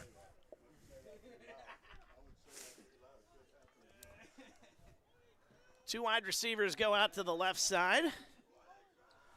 Is there another back in the backfield? That is Keegan Gerlach. Number 6, I think, is back there. Here's the snap, looking to throw to Janes over the middle of the field. That one in and out of the hands of his intended target. Good coverage downfield. As Tamburo, the intended target, just out of the reach over his head. No penalty flags out there. I'm looking for him, making sure. And it'll be 4th down, so it'll be a punting situation here for the Cougars.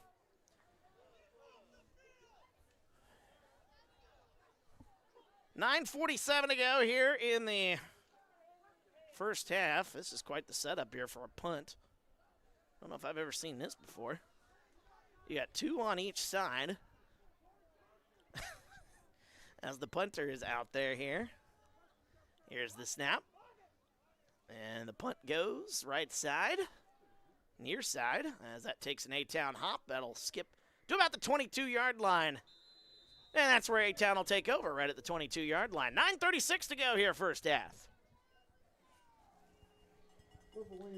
8-8 our score. Again, lost in all of this chaos has been the fact that A-Town is trying to keep their postseason hopes alive. Still a chance to get in at 4-5. Not a great chance, but still a chance. Can't rule it out completely. ROWVA Williamsfield wanting to play spoiler here tonight. As we are back underway here, ball at the 22. One wide receiver on the left, two wide receivers on the right. 1st and 10 for the Tornadoes. Awaiting the snap. Here's the snap. They handed off Riker Darst. Actually, that is handed off to Stenger, excuse me. He runs his way left side. As that one will be taken past the 25-yard line to the 26. It's a 4-yard gain for Carson Stenger.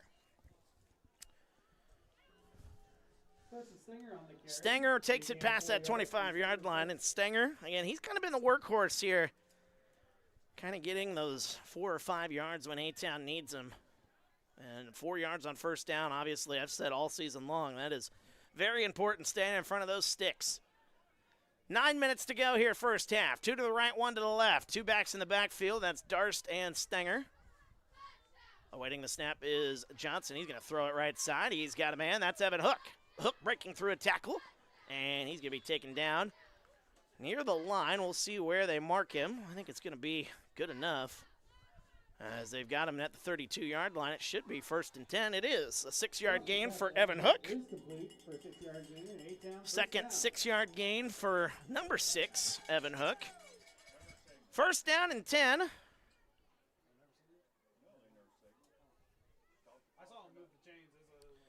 Yep, 1st down and 10, ball at the 26, 8:36 to go as they're trying to get the new football in here from the sideline, and it is taking a little bit longer than maybe expected.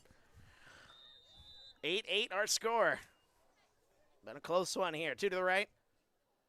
Actually, 2 to the right, 1 to the left, I should say. Johnson takes the snap, hands it off to Stenger, runs his way left side. He's going to be met in the backfield, as that is actually Riker Darst, beg pardon. So Darst is going to get back to the line of scrimmage, and that's going to be about it. No gain on the play. It'll be 2nd down and 10, 8:15 to go here in this second quarter.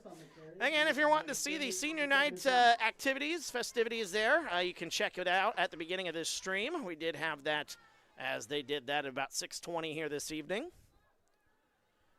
So you can enjoy those here earlier tonight. 2 to the right, 2 to the left. We do have the band and we've got the A-Town band and the cheer squad going to be doing a number at the half as there's Trey Keenan. A little high for Keenan, which is saying something.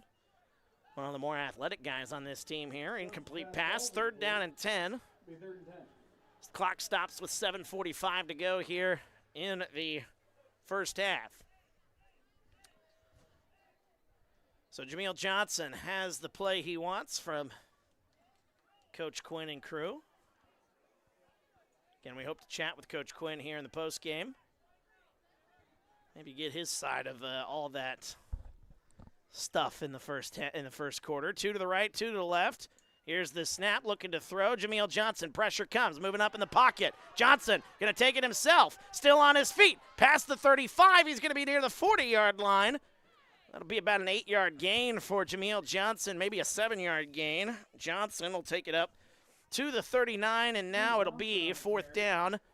4th down and about 2.5, maybe 3. And I don't think this is decision time quite yet here for Coach Quinn, but we shall see. Well, Jameel Johnson going back to the huddle, so maybe it is decision time. Maybe he's got faith in his defense that they can make a stop if they're unable to get this one. Yes, the offense is going to give it a go. They're going to try this setup that they wanted. Well, they thought they were, but now they're not. 2 to the right, 2 to the left. I thought they were going to try the bunch set on the right side.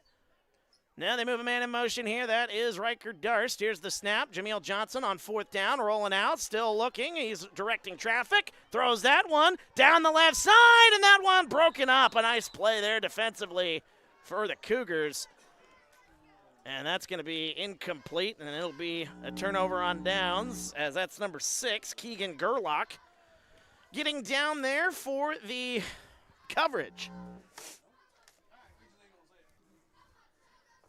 So it'll be a turnover on downs at the 39-yard line, and now the A-Town defense going to need to tighten things up here as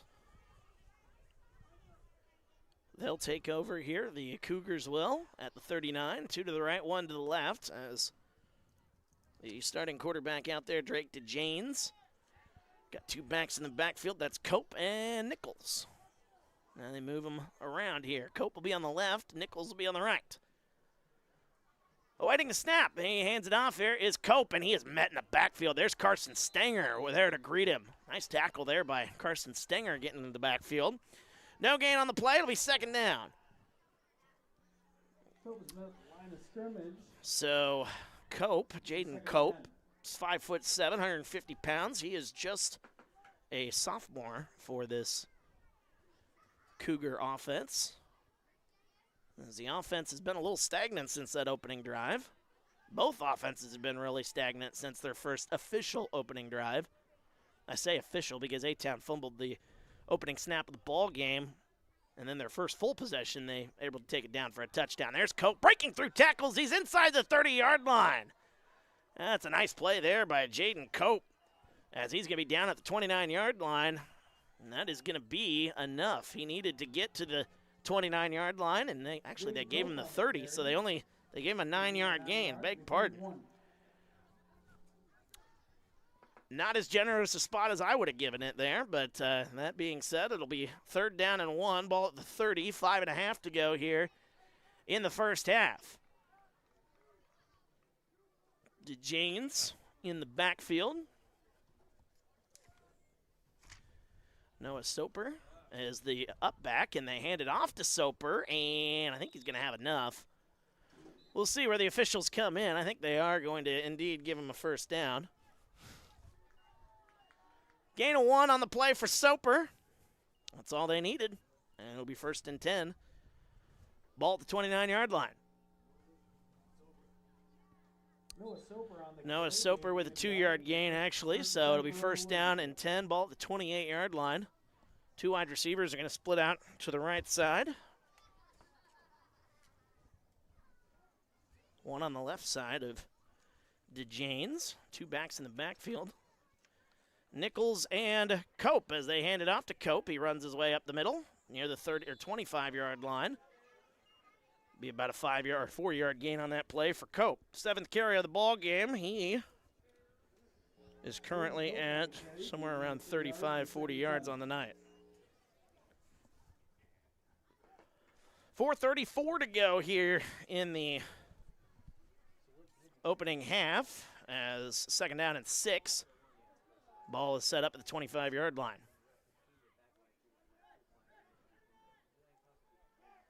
As the officials ready to go here, they move Nichols and Cope again. Cope will be on the right side of DeJanes. As we approach the 4-minute mark, they hand it off to Cope, running his way left side, and he's going to be met in the backfield again. Another nice tackle there by A-Town. They've been able to get to the edge here and slow Cope down. That's maybe a 1-yard gain on the play. We'll see. They give him a 1-yard gain. Cope will be stopped. It'll be 3rd down, about 5. Gain of 2 yards, 3rd and 6.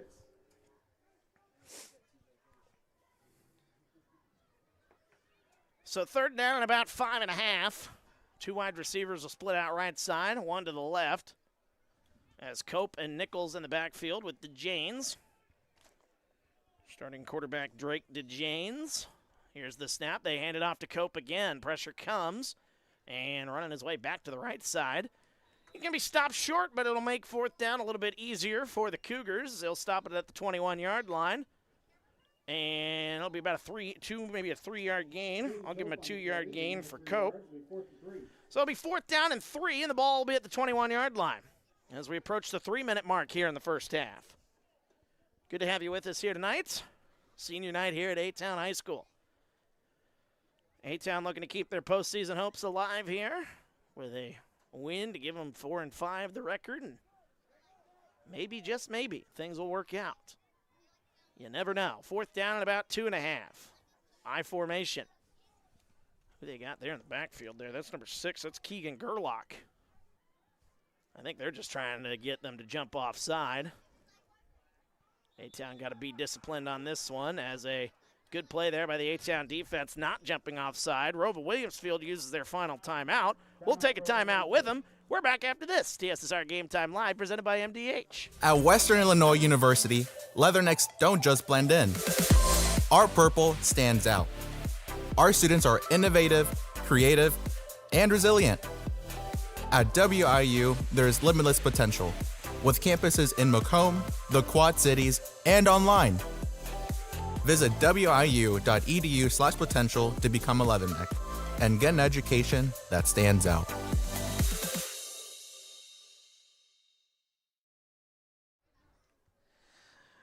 Welcome back, TSSR Game Time Live, presented by MDH. Wyatt Reed on the call as we are set up here, 4th down and about 3.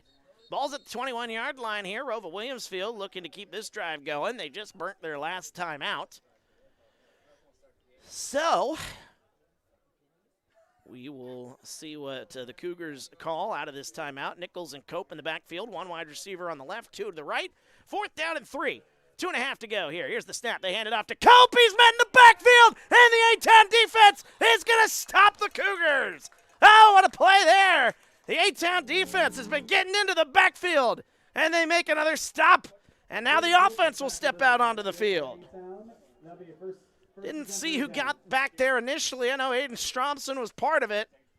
What a play defensively, and now A-Town will take over. Ball at the 22. They've got 2 timeouts.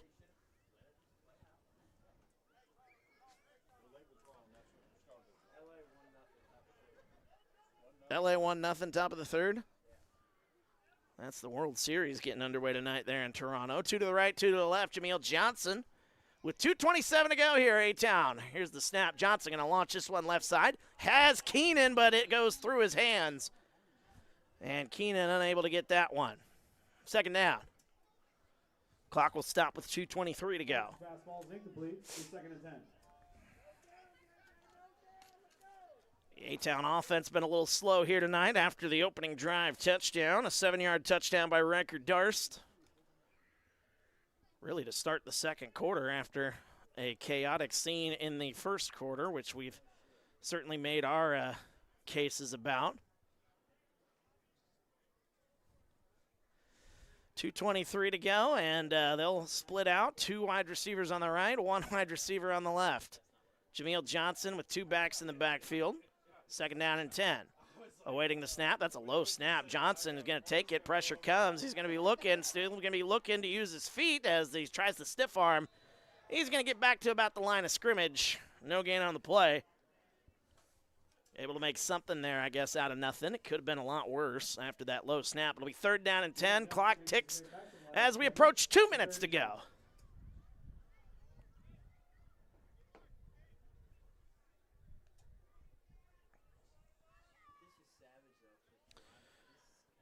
Clock ticks under 2 minutes, 1:50 to go here as it's 3rd down and 10. 2 wide receivers on each side. Jameel Johnson will split out. Carson Stenger will be in the backfield. 3rd and 10, ball at the 21. A-Town looking to rumble their way down and try to score before half. Here's the snap, looking to throw. Pressure comes. Johnson steps up in the pocket, looking, still looking. He's going to run right side. Pressure gets to him, and he's going to be taken down for a 3-yard gain on that play, but boy, the pressure from ROWVA Williamsfield has been very impressive here. A 3-yard gain for Jameel Johnson. And that's going to give the Cougars maybe a chance, although they're out of timeout, so they can't stop it. A-Town can run this clock all the way down here and give ROWVA Williamsfield maybe 20 seconds, maybe, after the punt.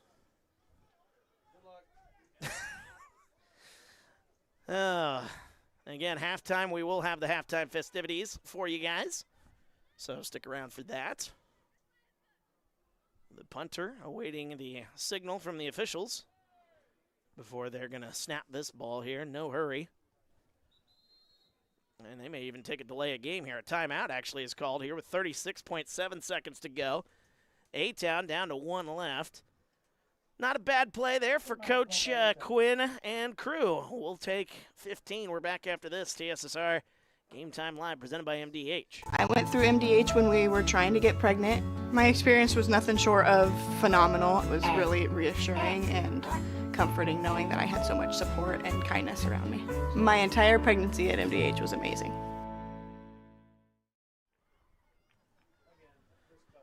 Welcome back to TSSR Game Time Live presented by MDH. Wyatt Reed on the call. It is fourth down, yes, and about 8. Only gave Jameel Johnson a 2-yard gain on that last play. So 4th down and 8 as the A-Town punt unit comes out. 36.7 seconds to go here in the first half. So away here to punt this one away. As the punt, that is not the best punt in the world there. So A-Town going to leave that one alone. Takes a little bit of an A-Town hop, but it'll stop at about the 44-yard line. Whoa, some pushing and shoving there. And the clock will stop with 27.8 seconds to go. ROWVA Williamsfield is out of timeouts, but they have decent field position here. So maybe, just maybe, you give it a chuck down the field and see what happens. Although DeJanes has thrown an interception here today for ROWVA Williamsfield, so you do want to be careful. Drake DeJanes, their starting quarterback. 1 touchdown, 1 pick on the day, as 1 wide receiver on each side. They're lining up in the I formation. It doesn't look like they're going to be taking too much chances here, but you never know. A little play action, who knows? DeJanes from the 44-yard line, and he's going to take a knee. And that is going to end a chaotic first half. 2-yard loss there for DeJanes. You got to count those, unfortunately, for the stats. So 2-yard loss there. 10 seconds on the clock. The clock will tick down, and we will go to the half. What a half it was. Not a lot of offense in this one. The defense is playing strong. 8-8 our score. We'll have the halftime festivities for you here in just a moment. Actually, it looks like we've got the cheer squad making their way out here right now. Unfortunately, we won't be able to play the music because, well, you know, we don't want to get demonetized. That would not be fun. That would kind of defeat the purpose of us being here. But, hey, Chris, you want to center that for me, please, the shot? Just center the shot for me, please. There we go. Let's get all those cheerleaders in there. A little more to the left there, buddy. So, we are here at the half after one heck of a first half. Not in a good way. So, we'll try to get some numbers added up here. As we are here awaiting the cheerleaders doing their number here, awaiting the teams to get off the field here. The officials and the coaches still slowly making their way off the field. And we will have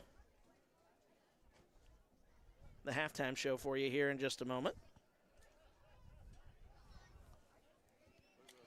Just add all those numbers up for me. The cheerleaders are jumping up and down, trying to stay warm here tonight. It is a cold one here.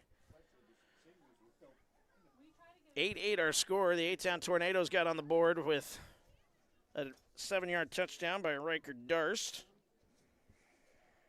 And what was it? A 48-yard touchdown pass from DeJanes to Parker Tamboro, the receiver for ROWVA Williamsfield. Those are the only 2 touchdowns here in this ball game. As we await the music there for the cheerleaders to do their thing, we're taking a look at some of the numbers. I'll go over ROWVA Williamsfield here in just a moment. Let's take a look here. Their leading running back here is Cope. That is Jaden Cope. 9 carries for 41 yards here in this ball game. Riker Darst, who does have the touchdown here today. He's got 62 yards on 6 carries.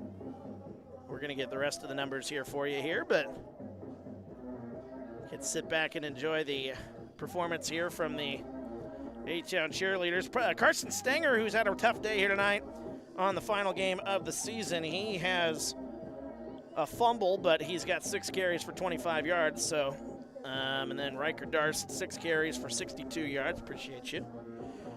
But let's go back to ROWVA Williamsfield here. 9 carries, 41 yards here for Jaden Cope. 2 carries for 5 yards for Max Nichols. He had a fumble in the first half for ROWVA Williamsfield. 2 carries for 4 yards for Noah Soper, number 23. And then he had a 1 carry for 3-yard loss for Jose Estrada. And then a 2-yard loss on that kneel down by the starting quarterback, Drake DeJanes. DeJanes has only completed 2 passes here tonight. 1 for 48 yards and a touchdown. to Parker Tamburo, and then Parker Tamburo had another catch, one for 30 yards. And that was the stats there for ROWVA Williamsfield. For A-Town, their numbers look like this. Again, 6 carries for 62 yards. Not a lot of offensive plays here in just a weird first half. 6 plays for 62 yards and a touchdown for Riker Durst. 6 carries for 25 yards and a fumble for Carson Stenger. And then it was 4 carries for 12 yards here tonight for Jameel Johnson, who's been trying to run away from pressure all night long, trying to use his feet as much as he can. 12 yards there on those 4 carries. But he has been able to avoid sacks, so that's kind of been a good thing there for Mr. Jameel Johnson.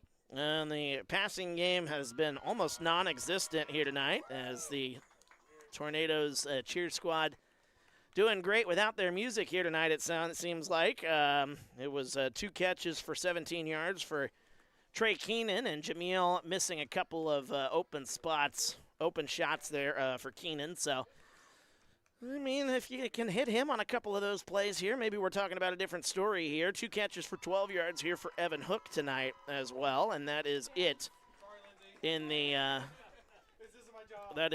receiving game here tonight for A-Town. So, again, both offenses have kind of been stagnant. The cooler weather certainly could have a lot to do with that. But we'll take a break. I think the A-Town band is supposed to play here at half, but I don't see them out there. So we'll step aside, and we may have an interview with our special sponsors, MDH, here, if we don't see that band make their way out onto the field. I haven't heard or seen them tonight, so we'll step aside, and then we'll make the decision right after this on TSSR Game Time Live, presented by MDH. You get the opportunity to see so many different things that if you worked at a bigger hospital, you may not be able to see. You know, work is not just about the job, it's also about the people that work alongside you, and we have the best teamwork. They're like a second family. Sometimes you can't get that feeling other places. At Western Illinois University, leathernecks don't just blend in. Our purple stands out. Our students are innovative, creative, and resilient. At WIU, there is limitless potential, with campuses in Macomb, the Quad Cities, and online. Visit wiu.edu/potential to become a leatherneck and get an education that stands out.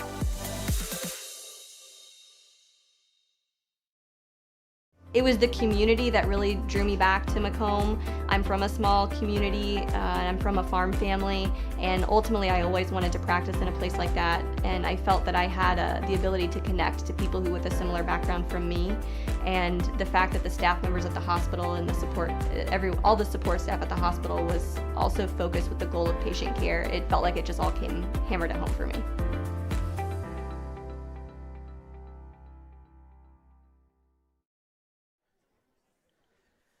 Welcome back to TSSR Game Time Live, presented by MDH. Wyatt Reed on the call as we are here at the half.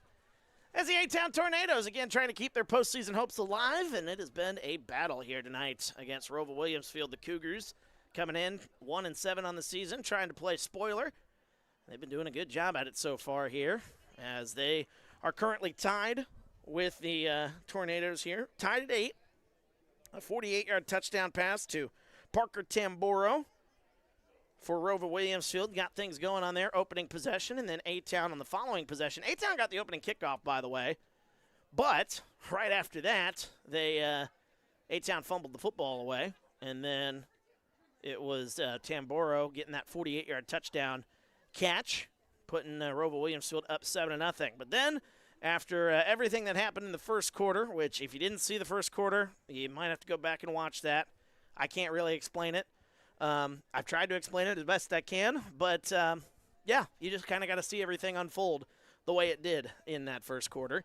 But then after all that was said and done, it was a touchdown from Riker Durst, 7 yards out, and the A-Town Tornadoes evening things up with a score at 8-8. But then both offenses kind of a little stagnant here. The defenses have been playing really, really well here tonight. So here we are with an 8-8 score. We're at the half. We're going to step aside, and we're going to have Dwayne chat with our special guests from MDH.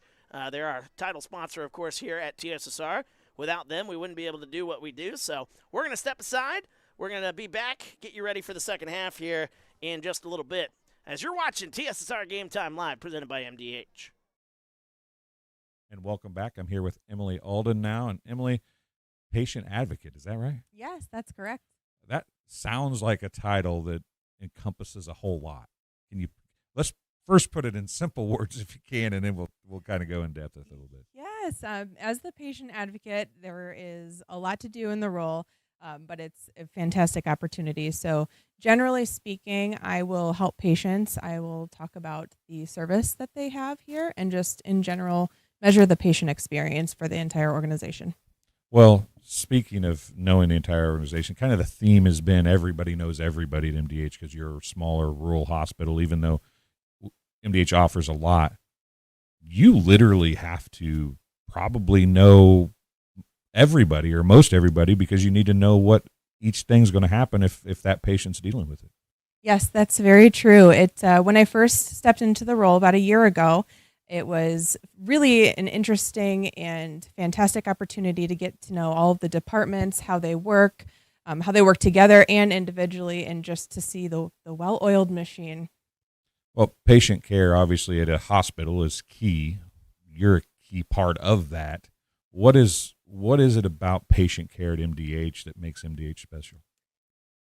Service excellence internally to provide the best patient care is top of mind here for all of our staff across every single level, every single department, and the organization as a whole. It's a big focus. So we make sure that we take care of our patients and that they have the best experience possible. We're very open to feedback. We always want to improve in areas that we can improve. So we always have open ears.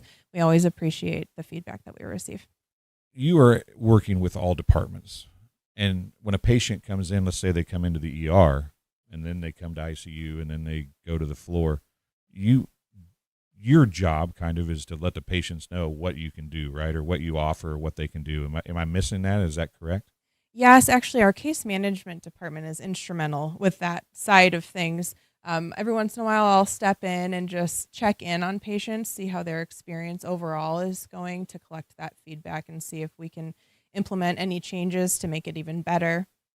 So you deal with patients in so many different departments, and really they can go all the way from getting here in the ER to physical therapy on the way out, right? Yes, absolutely. So MDH has a lot to offer our patients. So while you're here, if you're just running in for some outpatient tests, whether it's lab work or visiting our radiology department, convenience clinic, visiting your primary care provider over at MDH Family Clinic, emergency room, labor and delivery. There are so many different departments that work so well together, and our team is a family. The organization in itself is a family, and so everybody does a great job at trying to understand what departments do that aren't their own, so that way we can make it a seamless experience for our patients. Well, and then as a patient advocate, right, you just kind of all that together and look at it, right, and then see, as patient A comes through, what can we do to make patient B, who might follow them, a little bit better next time? Absolutely. So as you do that, what kind of things do you look for? I mean, what I would imagine with MDH, as it continues to improve, mm-hmm. you start looking for smaller things, right? So the obvious things are maybe gone, so then you start looking at little things to make the sometimes the worst experience of their life, right, a little bit better as they work through. Yes, most definitely. So you never know what kind of day somebody's having when they walk through our doors, and you don't know what they're necessarily here for. So it's important to keep an open mind and take a look at what can we ask them that's specific to their experience. Why are they here? Comfort them and make sure that we ask the right questions so that we can purposefully pull out information that we can work on. Yeah, and I think we've talked a lot about different things from different people. You're, besides Bill, the CEO, you're the one person that kind of helps with, like, it gets your hands in a little bit of everything as far as the patient is concerned. Everybody's talked about it being a family, and you've even mentioned it being a family. Does the fact that everybody knows everybody as far as employees, from the CEO down to the CNAs, does that kind of make your job a little bit easier? Absolutely. When you're a family, you care about each other, and we are all here for one purpose, and that is to provide the best experience for our patients that we possibly can. So when you are a tight-knit family, it's just great to be, we're a community, a family, a community, and we are here to serve our patients. And when everybody has that one purpose, it's a great feeling. Well, Emily, I appreciate you stopping and talking to us, and keep fighting for the patients. Yeah, absolutely. Thank you very much. We'll be back after this. It was the community that really drew me back to Macomb. I'm from a small community, and I'm from a farm family, and ultimately I always wanted to practice in a place like that, and I felt that I had the ability to connect to people who with a similar background from me, and the fact that the staff members at the hospital and the support, all the support staff at the hospital was also focused with the goal of patient care. It felt like it just all came hammered at home for me.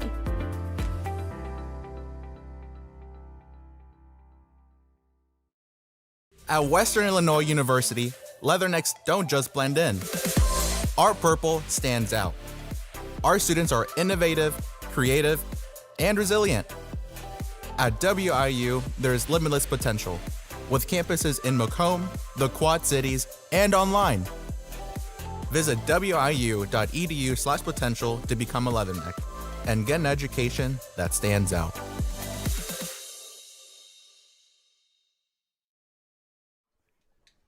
Welcome back to TSSR Game Time Live, presented by MDH. Wyatt Reed on the call as we are at the half of our senior night broadcast here at A-Town High School as the A-Town Tornadoes taking on the ROWVA Williamsfield Cougars. And it's been a fun one here so far as the third quarter about to get underway here. The A-Town Tornadoes are taking the field here. An update on another game that we are doing this evening on TSSR. Is over there in Biggsville tonight, right in my neck of the woods. The Amboy Clippers, 8-man football champions. They are currently leading West Central tonight 52-14. As that one is underway in the third quarter, that Amboy squad, my goodness, those kids are, that's a special bunch right there. So I got to see them in person. The only time I got to see them was for that state championship game in 8-man football. And they put on a show in that championship game. So that's going to be a tough team to beat in 8-man football. Of course, we'll have some 8-man playoffs coming up in the weeks to come, most likely, with TSSR. So keep an eye on our YouTube page. And that's the only one going on here tonight. Unfortunately, we haven't been able to cover as much this season just because of staffing issues. But that is what it is. We're happy to be here, though, at A-Town High School here tonight. Thanks to our fine camera folks here, Chris and Alyssa, here tonight. They've been going back and forth, and, well, they've been helping us all season long. And we certainly appreciate the hard work that they've been putting in throughout the course of the season this fall. And for, the last couple of years, it's been Alyssa and myself and Chris and myself all for the last 2+ years here at A-Town High School. We've been having a lot of fun. And, I wouldn't do it with anybody else, man. I tell you, I would, but it just doesn't feel right. Okay, let me throw that out there. So, oh, we love it here at A-Town High School, and happy to be here with you. Of course, our summertime, our fall weather winding down will be to winter sports before you know it. A-Town basketball, we'll be broadcasting that here on TSSR, the home games at least, and there can be some good basketball being played here, I think, at A-Town High School. I think on both sides. I think the boys and the girls are both going to be really good. Of course, the girls are losing some firepower, so they're coming off a trip to this super sectional, so it's going to be tough to top that, but they're going to be looking to do that. Coach Dugan and his crew are about ready to go, and I know the folks there at the boys' side as well. They're going to be ready to go as well, and I think there's going to be a lot of kids on that boys' roster that's going to surprise you this year. So we'll be happy to have that this winter season as we're about ready to get the second half underway as the warm-ups are winding down. The clock is at 30 seconds here. Update on the World Series. What did we say the score was? 2-0. Our score, L.A. leading Toronto. Top of the fourth now, it looks like. One out in the fourth inning. Toronto leading, L.A. leading Toronto, that is, 2-0. 2-0. Go Blue Jays. Would love to see the Blue Jays pull that one off, but boy, they're going to have their hands full against those Dodgers. Those Dodgers. What's the college football looking like here tonight? There's a couple of games here. North Texas leading Charlotte 24-20. That game's been closer than it probably should be. Third quarter there for North Texas. And at the half, how about Cal leading Virginia Tech by the score of 20-10? Huh. Interesting. Well, all righty then. Well, let's get some football underway here. Second half about to get underway as Aiden Stromson will boot this one away. And the A-Town Tornadoes will play. Oh, they're going to try an onside kick as that one going to be touched illegally before the 10-yard mark. We've seen a lot of onside kicks here in this game, so ROWVA Williamsfield's going to have themselves good field position to start. Second half of action. They'll be on the plus side of the field. So the illegal touching will set up a 1st and 10 for the Cougars. Well, they'll set up here right now at the 48, but they're going to mark it off, I believe, 5 yards. So it'll be about the 43-yard line. And that is where we'll see the Cougars led by their starting quarterback, Drake DeJanes, who has a touchdown and an interception in the first half. Only 2 completions in that first half for DeJanes, as these officials have had all sorts of trouble here tonight getting those footballs in from the sidelines on both sides. One wide receiver to the left, 2 to the right as we're about to get underway here. DeJanes has got Cope and Nichols in the backfield. They swap them around. And we're ready for some football here. 8-8 our score. Here's the snap. DeJanes hands it off to Cope. He runs his way right side. He's got a big hole. He's near the 40-yard line. Running near the sideline. A penalty flag comes in. And I think this one going to be coming back. This looks like it's going to be in the way of holding. So the penalty flag back near the original line of scrimmage. As a face mask is going to be called on the offense. Wow, you don't see that very often. So they'll mark that one off. And the Cougars will be working behind the sticks here. Is that Taylor Ford? I think so. That is Taylor Ford. She didn't hear me. I saw the Fords down there. So the 5-yard penalty will push him back. Ball now at the 48-yard line. This is where I thought the drive was going to start. 2 to the left, 1 to the right. DeJanes fakes the handoff, looks to throw. Rolling his way left side. He's got some room. Now he's going to run his way. Now he's past the 40-yard line. There goes DeJanes inside the 30. What a run there by DeJanes. He's going to be down at about the 30-yard line. It's a gain of 18. Drake DeJanes, first time we've seen him use his feet here in this first half. Technically, it's the second carry because he had a kneel down. But 1st and 10 at the 30-yard line.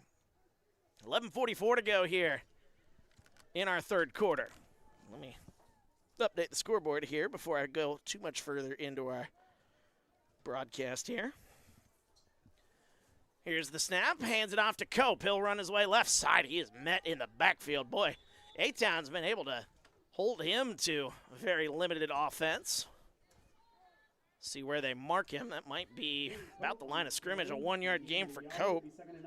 9 carries for 41 yards in the first half for Cope.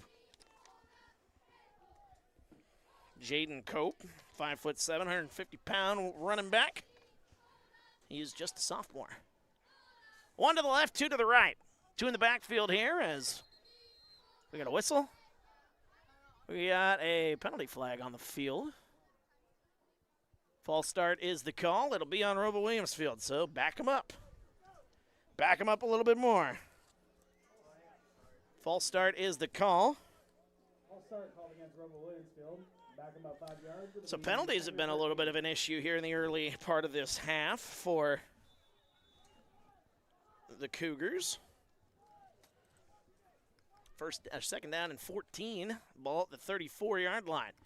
Here's the snap. They fake the handoff. Rolling out right side, looking for his man. That's Nichols inside the 30-yard line. Rumble his way inside the 20. He's out near the 15-yard line. That is Max Nichols on the reception. Gain of 20 on the play on 2nd and 14. Drake James' pass to Max Nichols is complete. Max Nichols, 20 yards and a first down. First down and 10. 15-yard line, just underway here in the third quarter. One wide receiver out to the left, two to the right. Two backs in the backfield. DeJanes. They're going to move Cope over. And Nichols, they swap him, it feels like, every play. Here's the snap. They hand it off to Cope. Runs his way right side through a hole. He's near the 10. He'll be taken down right at about the 10-yard line. Looks like it's where they're going to mark him. So gain of 5 on the play for Cope. Second down upcoming. Jaden Cope on the carry. Jaden Cope with 10:35 to go here. Again, just underway here in quarter number 3. Two wide receivers to the left, one wide receiver out to the right. Nichols and Cope in the backfield as they await the official signal from their sideline.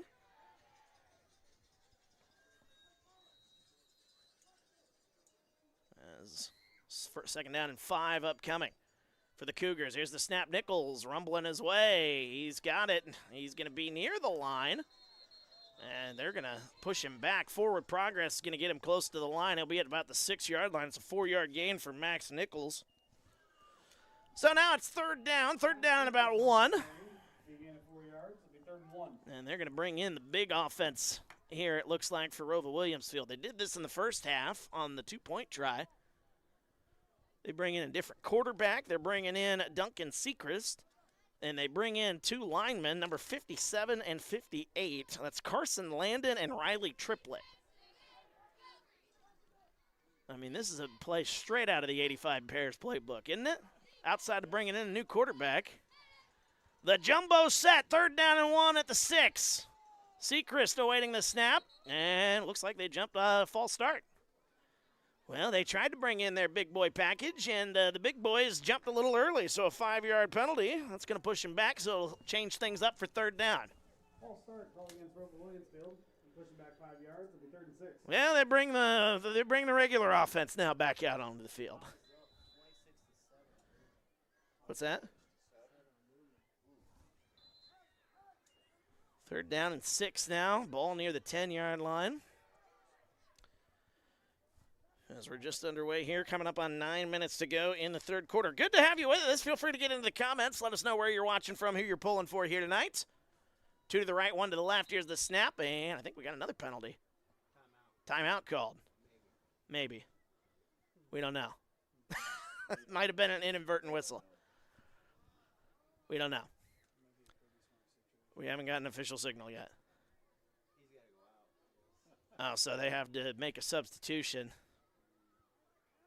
All right, so we're going to try it again. 2-2 now. Home run by Toronto. Looks like it. All right. Let's go Toronto. All right, we'll try that again, I guess. Third down and 6, ball at the 10-yard line. 2 to the right, 1 to the left. As pressure, looks like pressure might be coming here from A-Town. As DeJanes trying to get A-Town to jump offside now. And we're going to take a timeout. After all that, we'll take a timeout. We're back after this. TSSR Game Time Live presented by MDH. When I walk in and talk to my patients, I like my patients first and foremost to feel comfortable. I like to keep it real with them. I like them to know that I'm there to listen to them and to help them understand some of the processes that they may be going through. The most rewarding aspect that I feel with caring for patients is when those patients come back in and they tell me how much better they feel for something that I have helped them accomplish in their healthcare.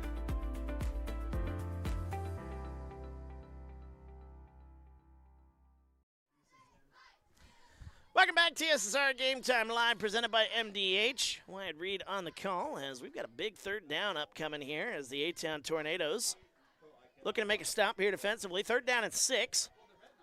Definitely 2-down territory, though, for ROWVA Williamsfield, so the Cougars have got their chance to slow things down here and don't need it all here in one play, but They're going to be coming out here.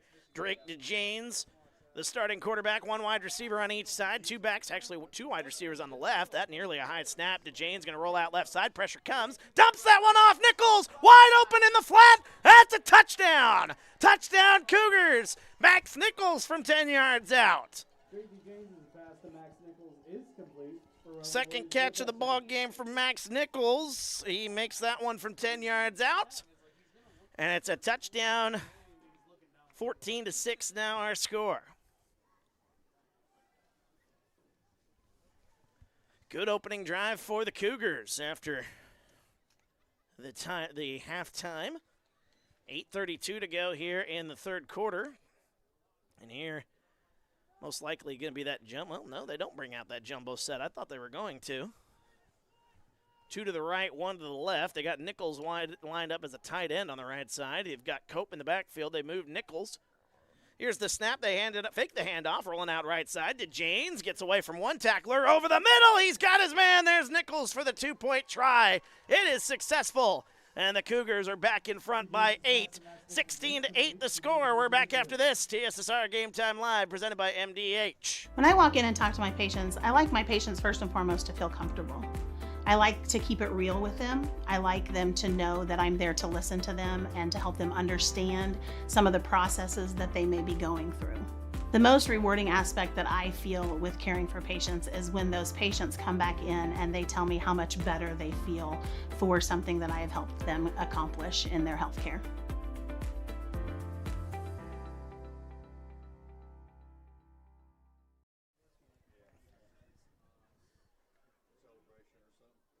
Welcome back, TSSR Game Time Live, presented by MDH. Wyatt Reed on the call. I think we missed a penalty in the timeout there. Another unsportsmanlike conduct call by A-Town. It might be on both sides, I think. I think just both sides are just tired of it. They just chirp to each other. 16-8 our score. Both teams are lined up. Well, nope, they're going to push it forward. Well, we'll see. So ROWVA Williamsfield will kick from the 45-yard line. I don't know how many unsportsmanlike conduct penalties that is against A-Town here in this game, but I don't know if some of them are justified or not, but I suppose we'll find out. We'll talk with Coach Quinn here in the postgame.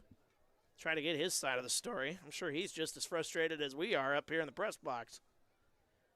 We just want to watch football. We don't. That's all we want. Is that too much to ask? Apparently tonight it is. All right, so ROWVA Williamsfield here to kick it away. And that is going to be a long kick for the first time here tonight as that's returned.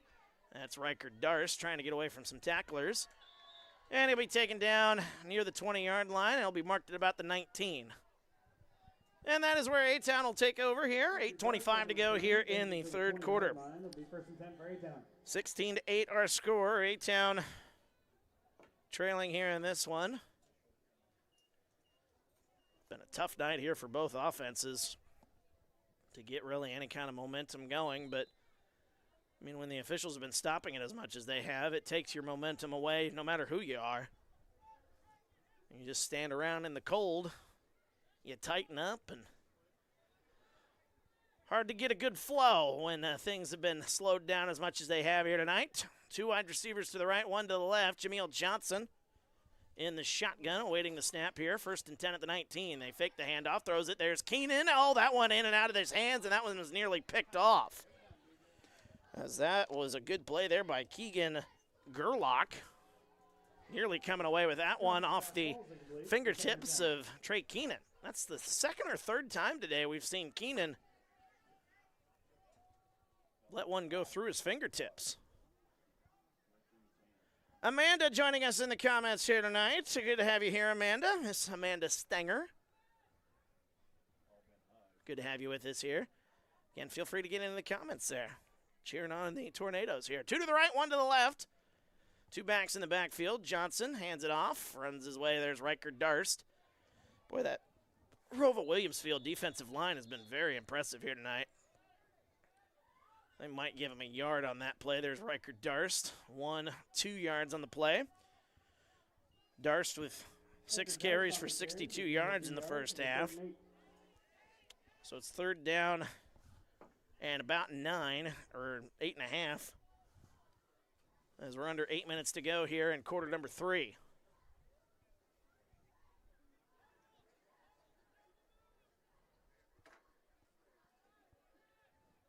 Jameel Johnson, 2 wide receivers on each side of him now. He's got 1 back in the backfield here. 3rd down and 9. Awaiting the snap. Takes it. Johnson going to throw, fake the throw. Now he's going to move up in the pocket. He's going to be taken down. As the pressure gets to him, that's Max Nichols. Able to hang on to it, but it's going to be a set. Oh, did he lose the ball? Oh, they're saying Jameel Johnson lost the football. And it's going to be a fumble recovered by ROWVA Williamsfield. I didn't see the ball come out, but I'm about as far away from the play as I can possibly be. So now the Cougars are going to set up here after the fumble recovery, and it'll be 1st down and 10 to go at the 15. Boy, A-Town defense really going to need a stop here. Hard to believe going down 2 scores in a game like this. Hard to believe he got much chance coming back, but we'll see. 2 to the right, 1 to the left. Here's the snap. Cope gets the handoff. Running his way up the middle. He's near the 10-yard line. He's bringing tacklers with him, and he's going to be taken down near the 7-yard line. That's a good 8-yard carry by Cope, Jaden Cope. That is his 12th carry of the ball game. Be 2nd down and 2 upcoming as the clock ticks towards 7 minutes to go here in quarter number 3. 2 wide receivers will come out now to the right side once again, and 1 wide receiver, that is Parker Tamburo, who has 78 yards receiving here on 2 catches tonight. I haven't heard much from him, though, since those 2 big plays early in this ball game. 2 to the right there, as 2 backs in the backfield, Nichols and Cope. Here's the snap. They hand it off to Cope again. He's going to run his way left side. He's going to have a 1st down past the 5. He's near the 3. Gain of 4, and it'll be 1st down and goal as 4-yard gain for Cope. And now they'll bring the big boys in once again here. So we'll see if the jumbo package can try it again here. Last time they tried this, they got a false start. The new quarterback into this one, Duncan Sechrist. As awaiting the snap, here's the handoff, running it up the middle. He's near the line, and he's going to be into the end zone. That is a touchdown, number 58, Riley Triplett, into the end zone. Riley Triplett on the 4-yard carry. That'll be a ROWVA Williamsfield touchdown. 3-yard carry for Riley Triplett. He's going to score, and it is suddenly a 2-score ball game here. Wow. What a run there by Triplett, the big man. See if it did work. All right, here we go. 22-8 our score with 6:05 to go. Here's the snap. They fake the handoff, throws it right side. Sechrist, he's got his man. There's Nichols in the back corner of the end zone. Touchdown, or the 2-point try, excuse me. As Nichols gets that one done. 24-8, so the Cougars, they take the 2-score advantage. We're back after this on TSSR Game Time Live, presented by MDH. There's been a lot of rewarding parts working at McDonough District Hospital. I've had patients come to me that maybe have not had care in the community, care available. So with the addition of nurse practitioners lately, we've been able to add more care, and that's very rewarding to me. My hope is that when the patients leave at the end of an appointment, they leave and they definitely feel like they've been listened to, and they feel like their needs have been met, their cares have been met, and that they're going to get the proper treatment that they deserve from me as a provider. Welcome back, TSSR Game Time Live, presented by MDH. Wyatt Reed on the call as we're at 6:05 to go here in the 3rd quarter, and things have blown up a little bit here for the A-Town side. This game was tied at 8 at the half, but an opening drive touchdown by ROWVA Williamsfield, followed by a fumble by Jameel Johnson, and a 15-yard drive capped off by Riley Triplett running it in from 3 yards out. Now A-Town's got their work in front of him here. Here's the return. That's Evan Hook. He's near the 40-yard line looking for blocks. He's through to past midfield as he'll be taken down at about the 45-yard line. Evan Hook. That's a good return there for Hook. That's something A-Town needed. Jeremiah joining us in the comments here tonight.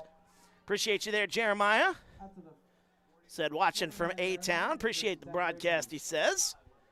Jeremiah, one of the folks maybe not wanting to brave the cold here tonight. We certainly understand that. It is a cool night. It has cooled off drastically since that sun went down, which the sun was down basically since I got here tonight. So it has been a cool night. The breeze has picked up, and don't envy those players out there. 2 to the right, 1 to the left as Jameel Johnson awaiting the snap. 2 in the backfield. There's the handoff, fakes the handoff, and Jameel Johnson is going to be taken down as he tried to run it past the 45-yard line. Might be about a half a yard loss on the play for Jameel Johnson. And the A-Town offense just looks a little out of sorts here.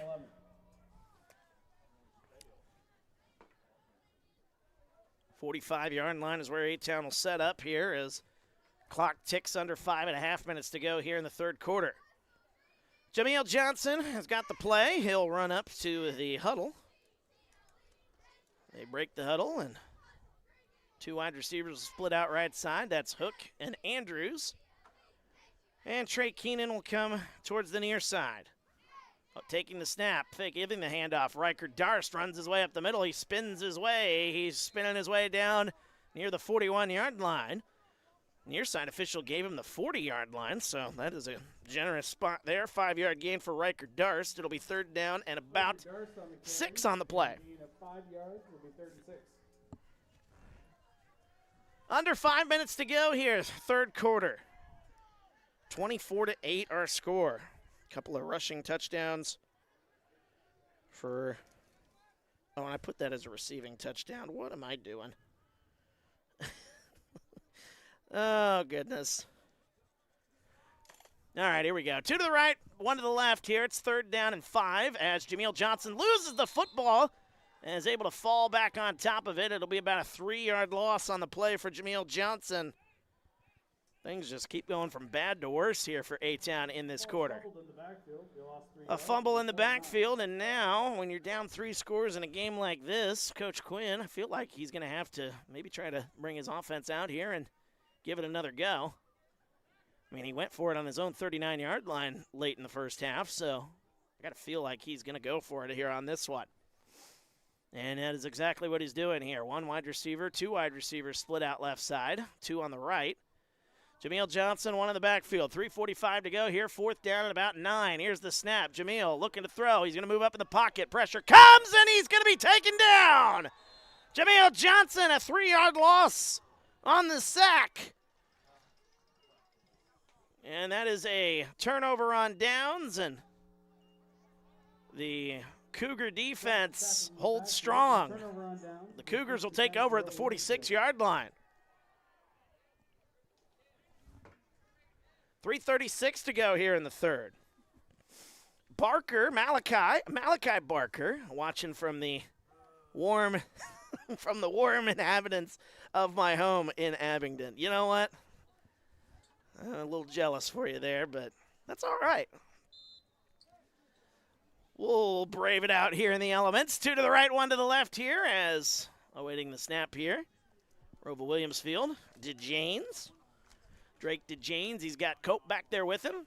Here's the snap, hands it off, running it right side. There goes Cope towards the corner, and he's going to be stopped. A nice tackle there.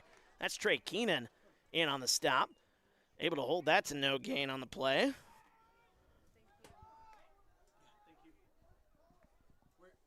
Again, that's where A-Town has just gotten to the corner here tonight and has been slowing things down. Love to see that.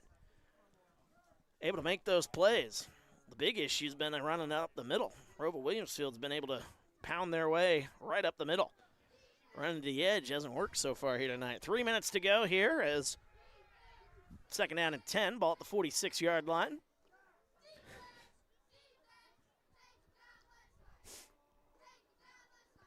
DeJanes got 2 backs in the backfield, Nichols and Cope. They hand it off to Nichols as he rumbles his way. He's going to be Up for about a 2-yard gain on that one. Max Nichols, his 4th carry here in the ball game. Does have the catch for the 2-point try. 2-yard gain, 3rd down and 8 upcoming. Big, big play for the A-Town defense. And the winner was Leanne Sherpy. Leanne Sherpy, go get your prize. 2 to the right, none on the left side for the formation here. Actually, there might be one wide receiver all the way out there. As we are coming up on 2 minutes to go here in the 3rd quarter. Slow pace here to this 3rd quarter here. Clock's been moving here, but neither team is in much of a hurry. 2 to the right, 1 to the left, 1 on the slot in the left. They move Nichols. Cope, the only one back there with him. As DeJanes on 3rd down and 8, going to call a timeout. That'll be the 2nd timeout of the half for the Cougars. They got one left. We'll take a break. We're back after this. TSSR Game Time Live, presented by MDH. At Western Illinois University, Leathernecks don't just blend in. Our purple stands out. Our students are innovative, creative, and resilient. At WIU, there's limitless potential, with campuses in Macomb, the Quad Cities, and online. Visit wiu.edu/potential to become a Leatherneck and get an education that stands out.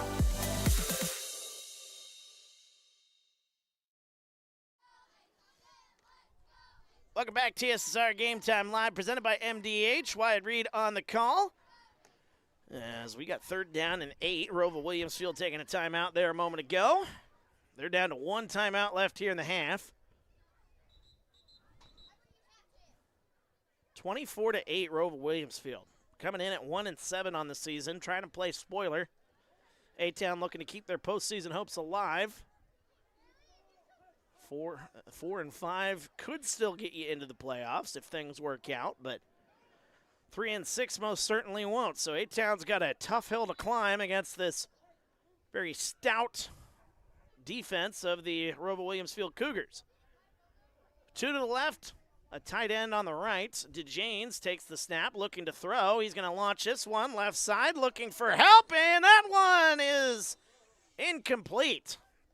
Lucas Andrews back there in coverage as he was looking for his man, Parker Tamboro. And that'll bring up the 4th down, and the punting unit will make its way back out onto the field. Or was that Cope on the reception, or the intended target? Nope, that was Tamboro.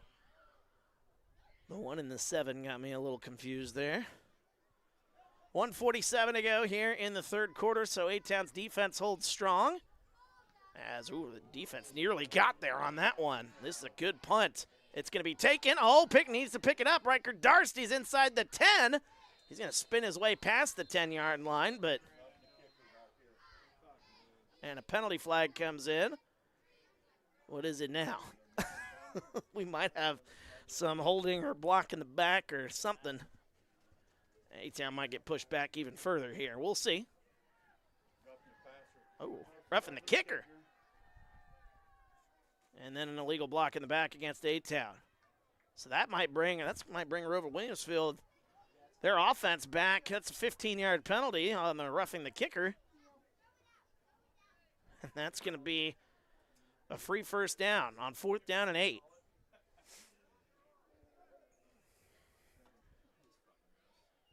Roughing the kicker is the call, so then a block in the back gets declined. So it'll be 1st down and 10 as the ball was at the 48-yard line, so give them 15 yards, and they will bring it up. 15 yards from the 48-yard line should be at about the 37-yard line, 38-yard line. 24-8 our score, 1:36 to go. That kick was nearly blocked. It was a good play there, but I didn't see what happened after the kick got away because I was following the kick down the field. So could have very easily been roughing the kicker, and we just didn't see it up here in the press box. As now the entire ROWVA Williamsfield offense basically is now huddled around the lead official in the white cap. I don't know what the confusion would be. It is a first down. Now the entire offense is coming in.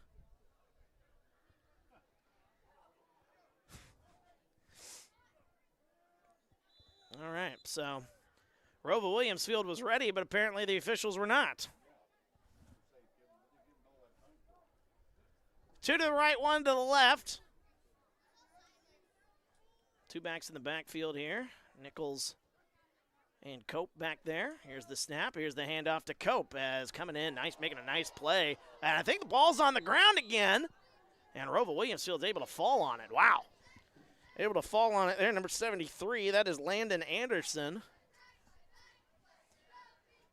As that avoids some disaster there for ROWVA Williamsfield. Honestly, it'll save him some field position there. Only a 1 yard or no gain on the play there. It'll be second down after the fumble. I got to put Landon on that because he technically was the ball carrier there as we approach 1 minute to go in this quarter. 2 backs in the backfield, 2 wide receivers on the left side, 1 on the right side of DeJanes. DeJanes awaiting the snap. Takes the snap. It's a low snap, but hands it off to Cope. Cope breaks his way through. Oh, he's got nobody in front of him. 15-10. Touchdown. Touchdown, Jaden Cope from 38 yards. The biggest play of the ball game for ROWVA Williamsfield in the running game. 38 yards for Jaden Cope. And with 41.1 seconds to go, the Cougars are up 30-8.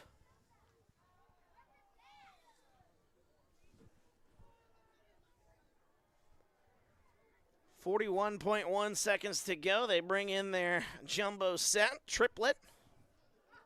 And that's a different back in the backfield. That's Parker Tamboro's in the backfield. They sweep it to Tamboro. He's going to run his way right side, and the A-Town defense is going to be there. So that is not going to be a successful two-point try. First time tonight that there's not been a successful two-point try. A-Town's going to have their hands full here. 41.1 seconds to go in the third. They trail 30-8, excuse me. We're back after this TSSR Game Time Live presented by MDH. When I walk in and talk to my patients, I like my patients first and foremost to feel comfortable. I like to keep it real with them. I like them to know that I'm there to listen to them and to help them understand some of the processes that they may be going through. The most rewarding aspect that I feel with caring for patients is when those patients come back in and they tell me how much better they feel for something that I have helped them accomplish in their healthcare.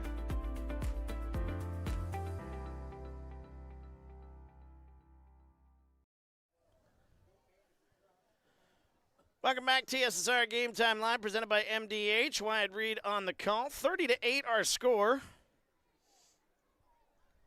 As the A-Town Tornadoes trailing in this one. ROWVA Williamsfield rumbling down the field there. Jaden Cope, a 38-yard touchdown run. And the Cougars have got a stranglehold on this one as A-Town fighting for their playoff lives here. By the way, an update from Biggsville. Final score, Amboy beating West Central in that one, 54-14. So Keenan has got the ball past the 45-yard line. He's near the sideline. He's going to be thrown out of bounds. And that is where A-Town will take over just around midfield here. So the A-Town Tornadoes, 35.5 seconds to go here in the third.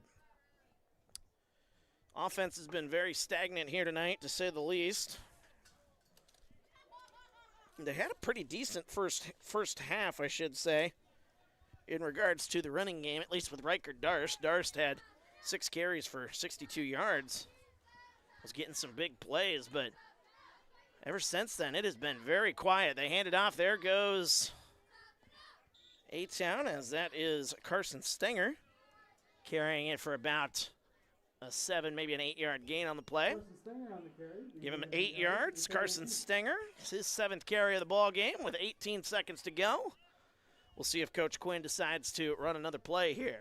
He likes to sneak those plays in before the end of quarters, I should say. Coming up on the end of the third quarter here, 5 seconds. They do run a play. Here's Keenan near the 40-yard line. He'll cut back up the field, trying to break through tackles. He's going to have a first down as they're going to mark him down at about the 42-yard line. That's enough for a first down. So a gain of 2 on second down and 2. And I believe Keenan might actually be down on the play. So we'll take a break. Fourth quarter coming up. As you're watching TSSR Game Time Live, it's presented by MDH. At Western Illinois University, Leathernecks don't just blend in. Our purple stands out. Our students are innovative, creative, and resilient. At WIU, there's limitless potential, with campuses in Macomb, the Quad Cities, and online. Visit wiu.edu/potential to become a Leatherneck and get an education that stands out.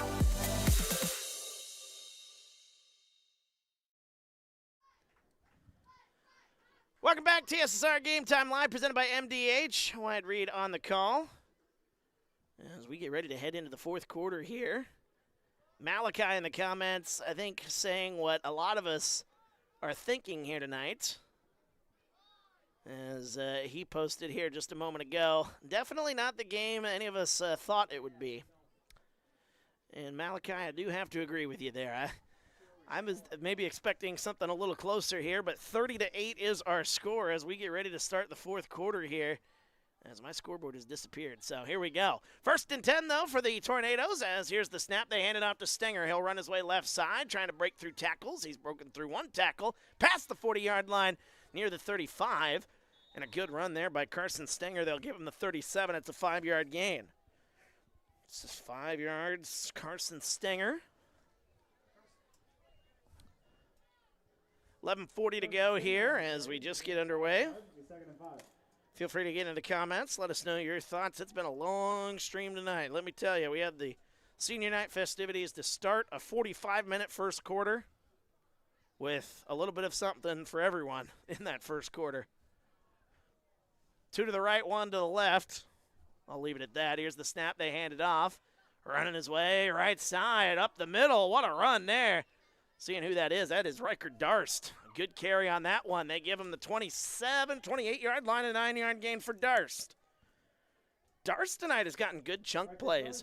23, 8, 12. He had a 7-yard touchdown, 12, 5, 9. I mean, the only ones that he didn't was a no gain on the one play and a 2-yard gain on another carry. Other than that, he's gotten big chunk plays here tonight.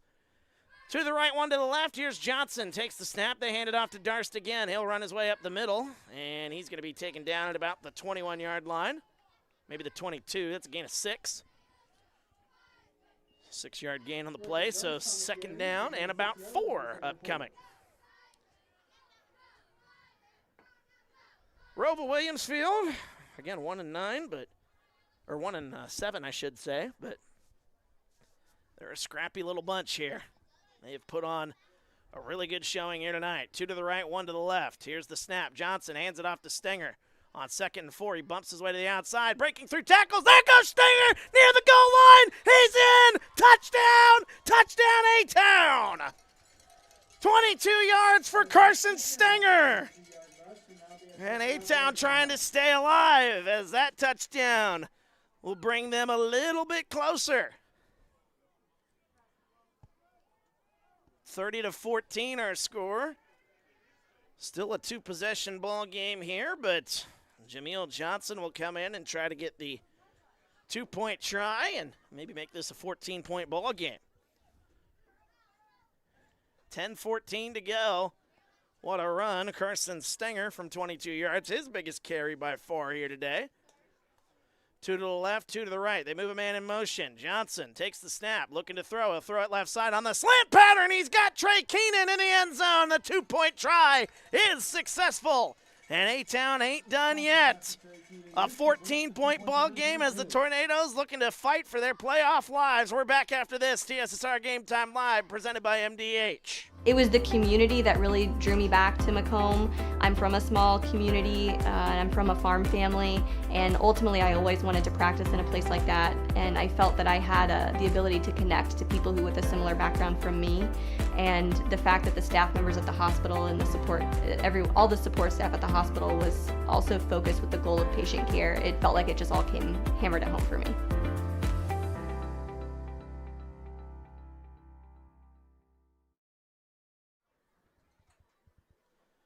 Welcome back, TSSR Game Time Live, presented by MDH. Wyatt Reed on the call, as Amanda in our comments here, pretty happy about old Carson Stenger. Of course, Amanda Stenger, I can imagine she is really happy seeing her family member there scoring that touchdown.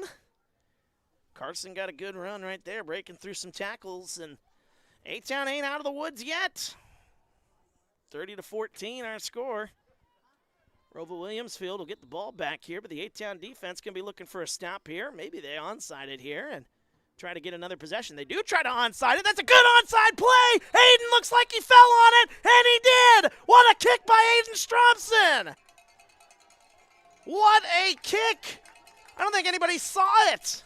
That was just a little dribbler right in front of Aiden Stromson. And the Tornadoes will take over at the 49.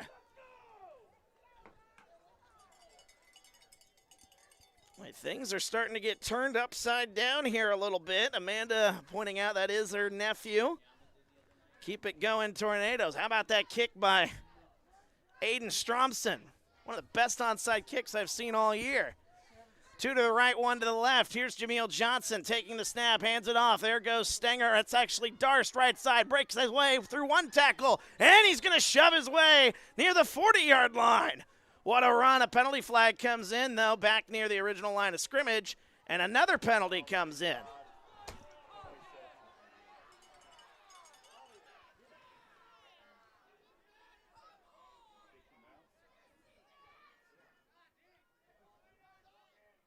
As Aiden Stromson having to be held back by Coach Quinn here in this one.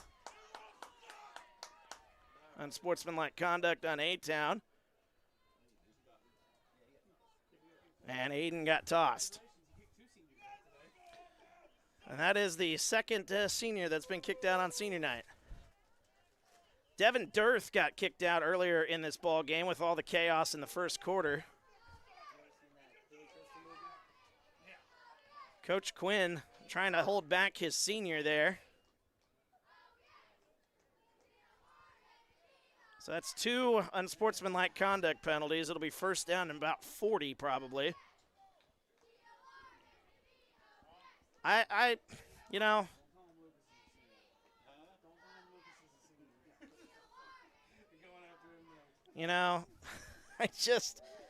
don't know, man. I think the IHSA needs to investigate this crew. This is the most insane thing I've ever seen.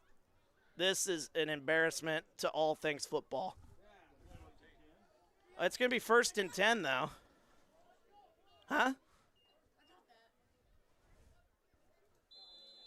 So that's going to be 1st down and 10, but A-Town got pushed back after that play. So they gave Riker Darst a first down. Here's the snap. They throw it to Keenan. He breaks his way past the 40-yard line to about the 43, maybe the 44-yard line. So a good play there, 13-yard play to Trey Keenan, his 4th catch of the ball game.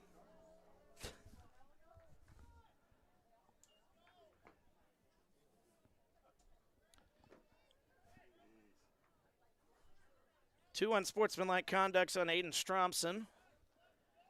And he has been ejected from this ball game. Devin Dirth was ejected earlier in the ball game. 2 seniors on senior night.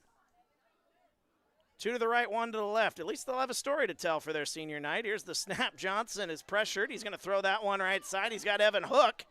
He's going to get past the 45-yard line.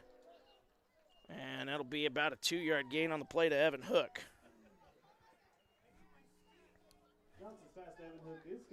So 2-yard gain there, maybe a 3-yard gain. Under 9 minutes to go here in this third quarter. Or in the fourth quarter, excuse me.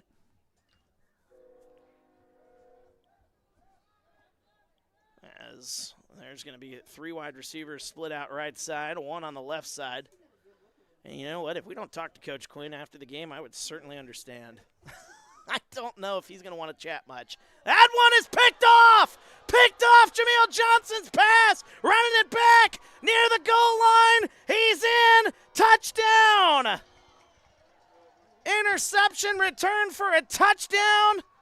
And that is a backbreaker. Looking for Trey Keenan on that one.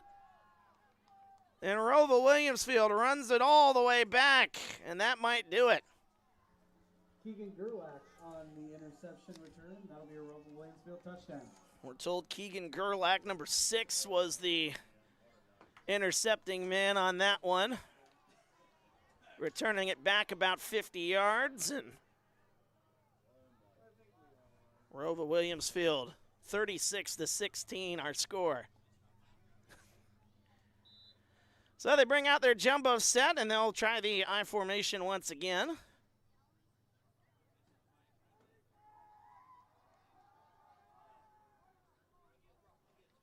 So they've got, who do they got out there? Is that 57 or 67? I think that's 67 out there now in the backfield. That's 57. Here's the snap. They hand it off to 57, but rumbling his way right side. Is he near the goal line? He's going to make his way in. Carson Landon gets his way in for the 2-point try. 38-16 our score. A-Town running out of time. Their playoff chances running out of life.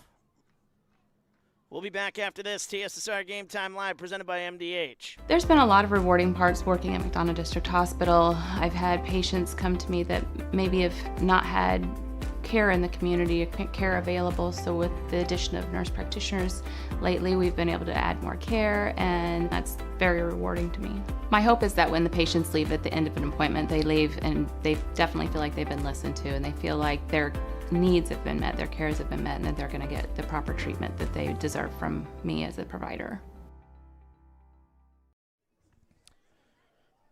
Welcome back, TSSR Game Time Live, presented by MDH. Wyatt Reed on the call. 4th quarter of action, a pick 6 just a moment ago. Jameel Johnson's pass intercepted by Keegan Gerlach. Returned for a touchdown. And the A-Town Tornadoes running out of time here. 8:23 to go here in the 4th. 38-16 is the score.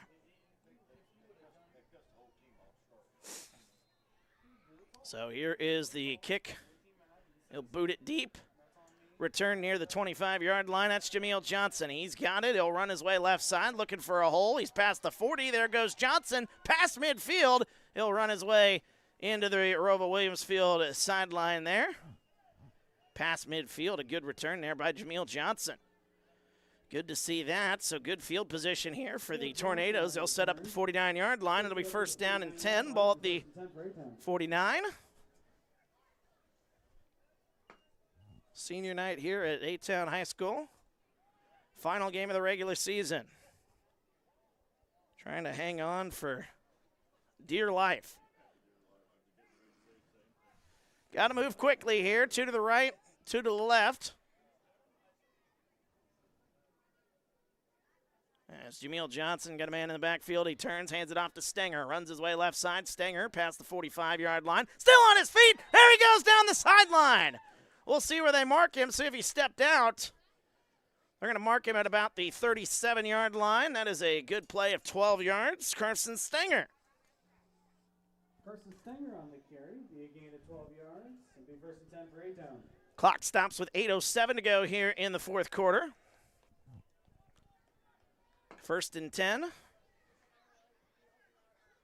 A-Town, it is not, can't rule it out completely here. We've seen stranger things in sports. 2 to the right, 1 to the left.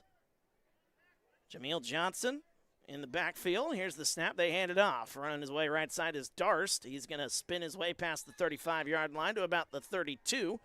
Be a 5-yard gain for Riker Darst.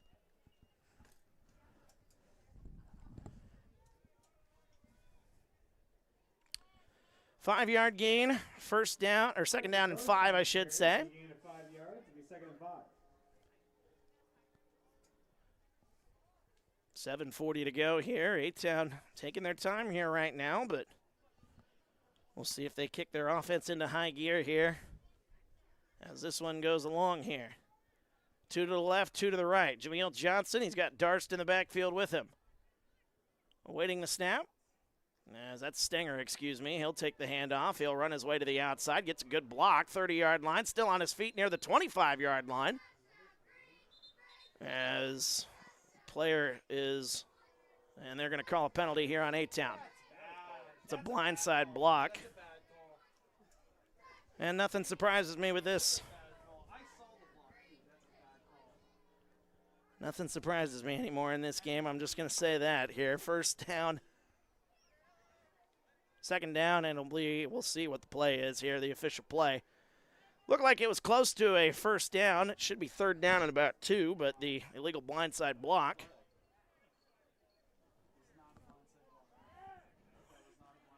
So that'll push him back. It'll be second down and 20.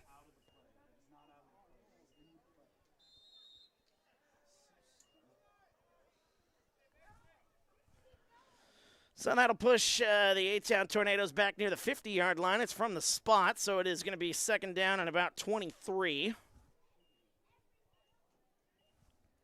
We're under 7 minutes to go.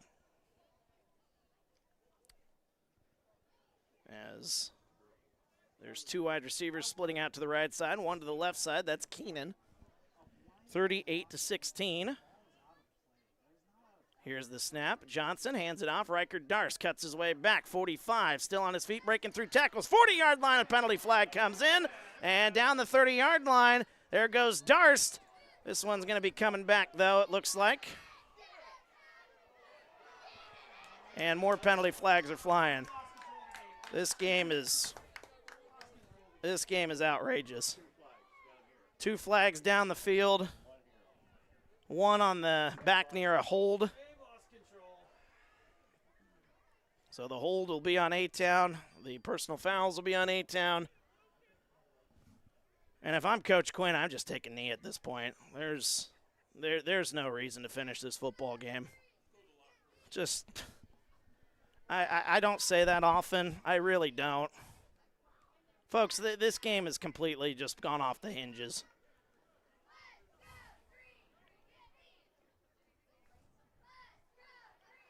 And I'm trying to be professional about this. I truly am. But you want this game to be decided on the field. You don't want the officials stepping into this game. They have stepped into this game so much so that it is just – it isn't a football game anymore. It's just it's a WWE yelling match right now.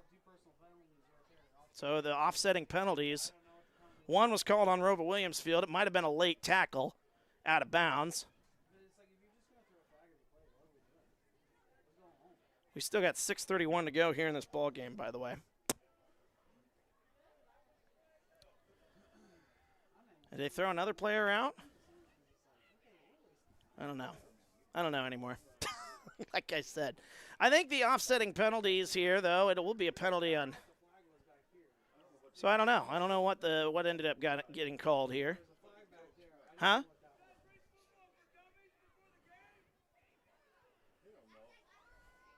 This is a game, by the way, that had a standoff between the fans and the officials, and the fans won.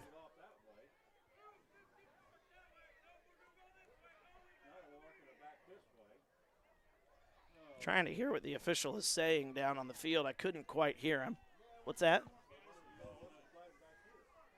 There's a penalty flag back near the line of scrimmage, so I guess that doesn't come into effect anymore. They may have picked up the foul on A-Town, so it looks like the penalty was actually on ROWVA Williamsfield. But even still, like, why are we moving the ball 20 yards at a time on penalties?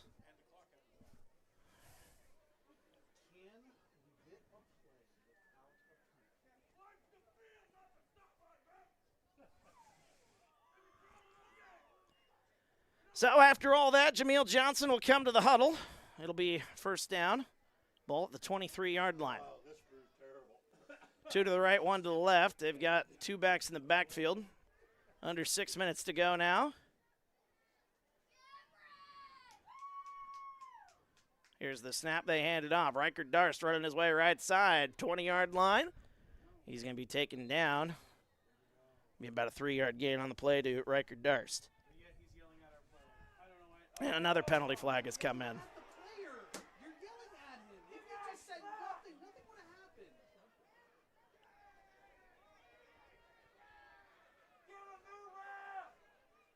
Another unsportsmanlike conduct has been called.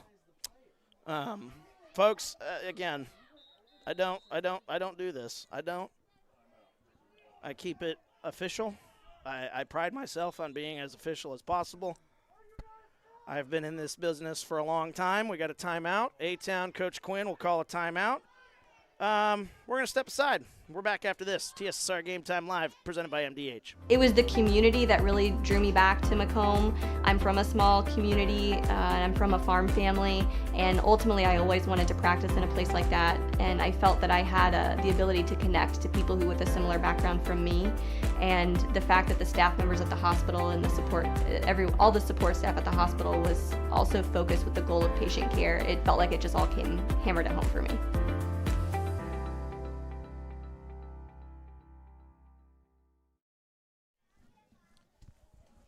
Welcome back, TSSR Game Time Live, presented by MDH. Wyatt Reed on the call.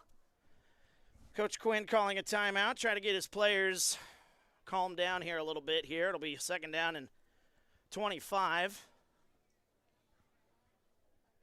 A penalty fest here in the 4th quarter as both teams, I feel like, have just lost composure here. 2 to the right, 2 to the left, 38-16. ROWVA Williamsfield, by the way, with the lead.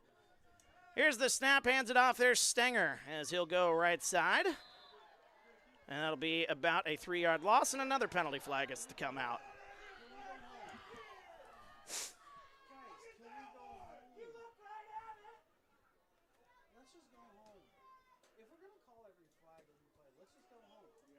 Another unsportsmanlike conduct on A-Town.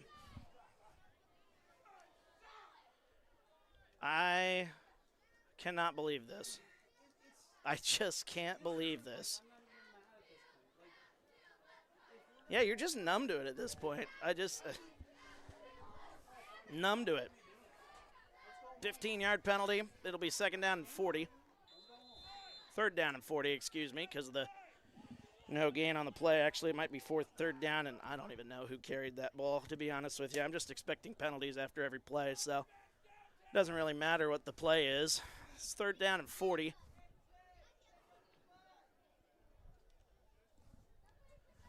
Coming up under 5 minutes to go here, and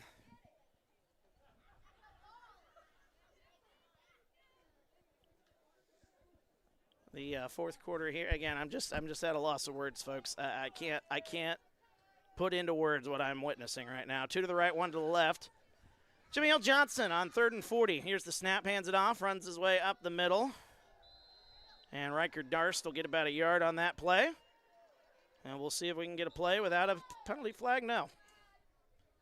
Oh, a player's actually down. Excuse me. I thought that was a penalty for a minute.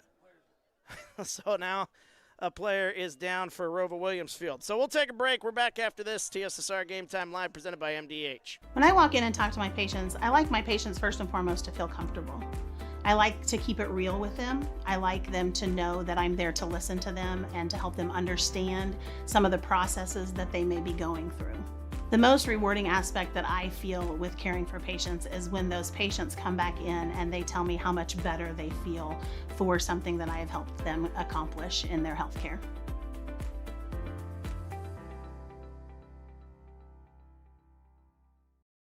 At Western Illinois University, leathernecks don't just blend in. Our purple stands out. Our students are innovative, creative, and resilient. At WIU, there's limitless potential, with campuses in Macomb, the Quad Cities, and online. Visit wiu.edu/potential to become a leatherneck and get an education that stands out.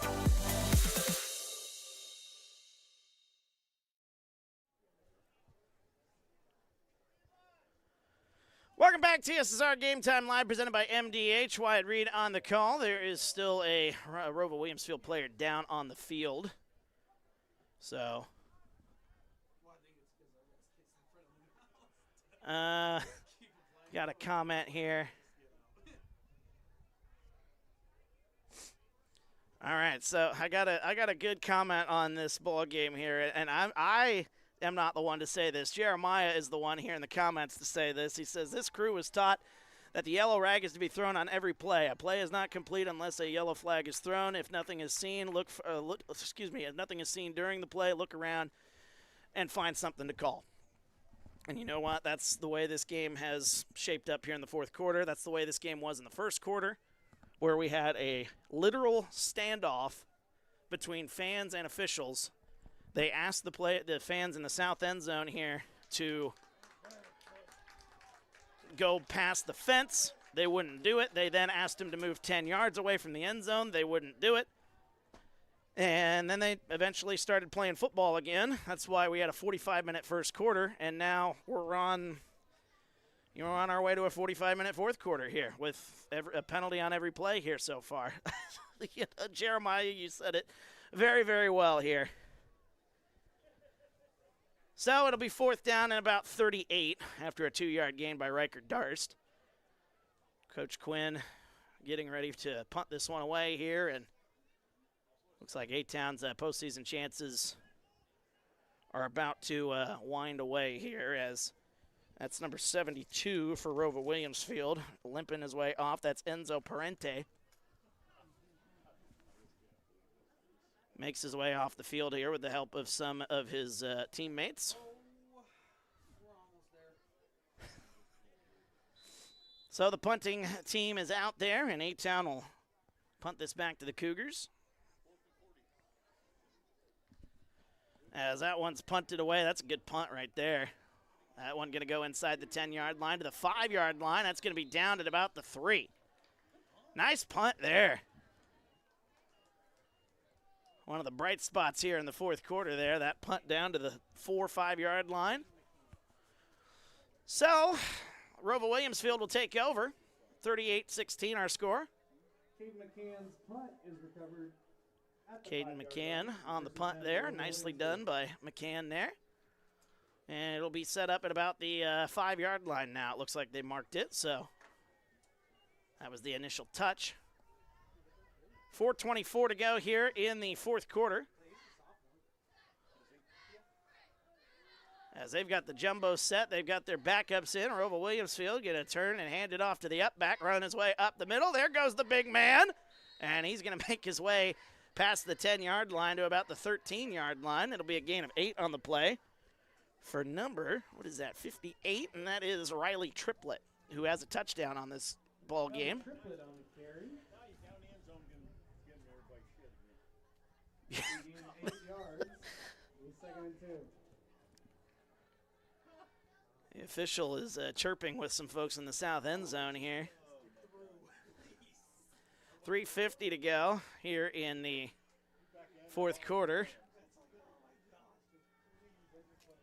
Again, they've got their jumbo set here, ROWVA Williamsfield does. Duncan Seacrest is the quarterback. They've got 2 linemen, 57 Carson Landon and 58 Riley Triplett in the backfield. As 3.5 minutes to go here in the fourth, a penalty flag comes in. Delay a game, I believe. Delay a game penalty here on ROWVA Williamsfield, so pushing back 5 yards.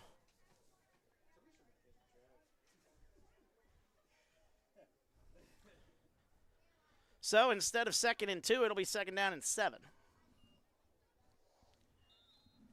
Well, one thing I'll say about these seniors is they'll have a senior night that they'll be talking about for a while. May not be in the best way if you're for A-Town, but hey, it is what it is. Turns, hands it off, runs his way right side. That is number 57. That is Carson Landon.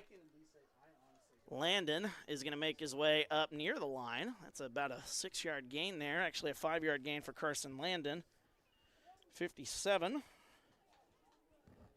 And that is a 6-yard gain, so they give him 3rd down and 1.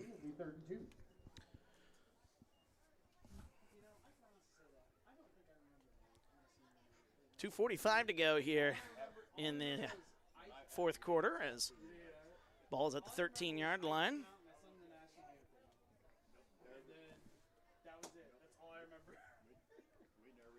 Jumbo set in there once again here for ROWVA Williamsfield. They turn, hand it off, gives it to their big man. That is Triplett, number 58, the up back. As they will, I think, have enough for a first down. They do. That's a 2-yard gain for Triplett. 2-yard gain on the play.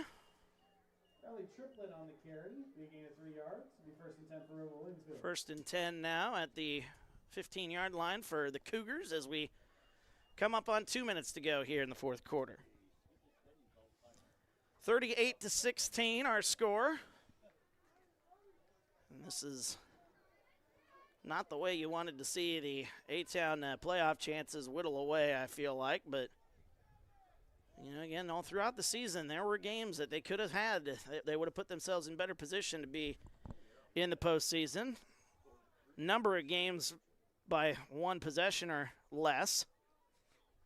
Hands it off, runs his way up the middle.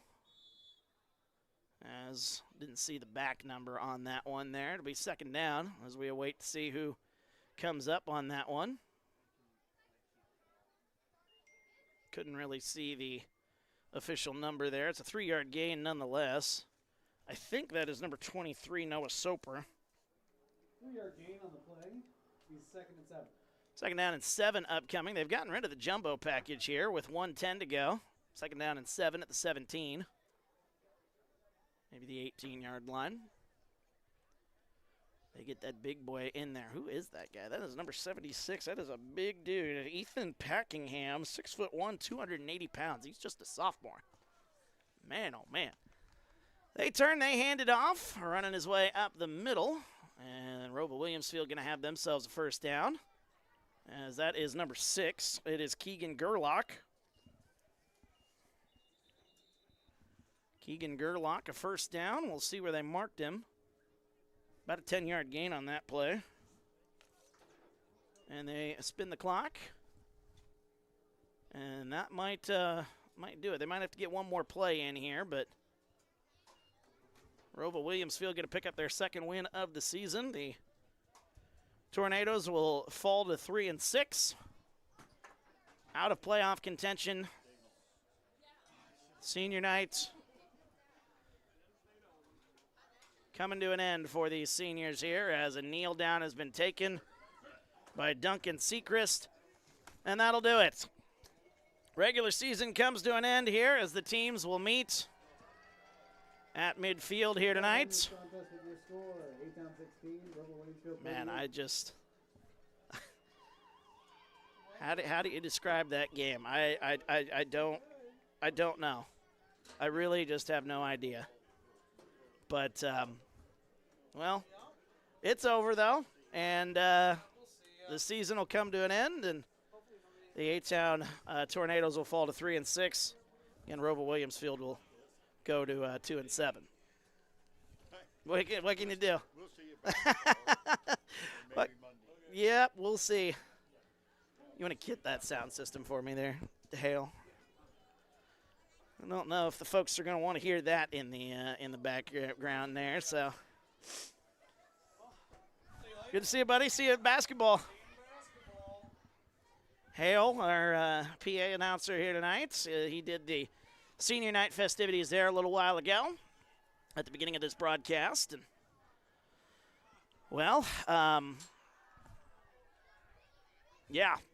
Again, I gotta regain my thoughts here because I don't know how to recap this one.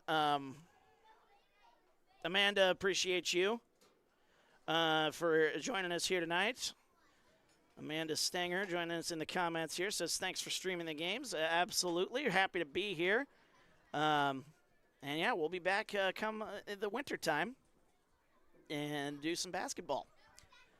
Might even be doing some playoff volleyball here for A-Town as they go to West Central coming up on Monday. We'll talk about that here in just a moment. Braden asking who all got ejected. Honestly, I don't know. The two that I know for certain, Devin Dirth, he got ejected early in this game. That was during the first quarter where we eventually had a fan standoff with the officials. And the fans won, by the way. Never seen that before in my life. But that was Devin Dirth who got ejected during that point in the game. And then in the fourth quarter, when things were really getting out of hand, Aiden Stromson had had enough, and he was hot. And he was barking at the officials. Kind of saw that one coming, but he was fed up. And, Aiden Stromson got booted as well from this game. So 2 seniors, not ideal to see that on senior night. I've said my case. Again, I'm probably going to get something, I'm going to probably get in trouble for, how this game was called. But,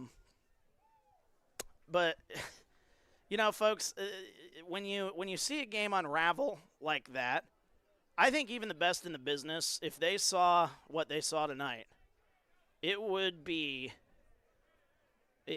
talked about. It would be talked about for ages. If this were at a pro level, a college level, this would be talked about. And I don't know, maybe this will be talked about. I hope it is, because stuff like this needs to be addressed.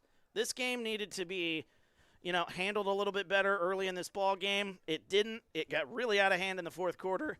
I don't know. I really don't know. So I'm going to take a second. We're going to get our stats all up to date here. We'll step aside. Hopefully we'll talk to Coach Quinn. I certainly understand if we don't talk to him here tonight. Wouldn't blame him in the slightest. But we'll see if we can talk to Coach Quinn here in just a little bit. So stick around. You're watching TSSR Game Time Live, presented by MDH. At Western Illinois University, Leathernecks don't just blend in. Our purple stands out. Our students are innovative, creative, and resilient. At WIU, there's limitless potential, with campuses in Macomb, the Quad Cities, and online. Visit wiu.edu/potential to become a Leatherneck and get an education that stands out.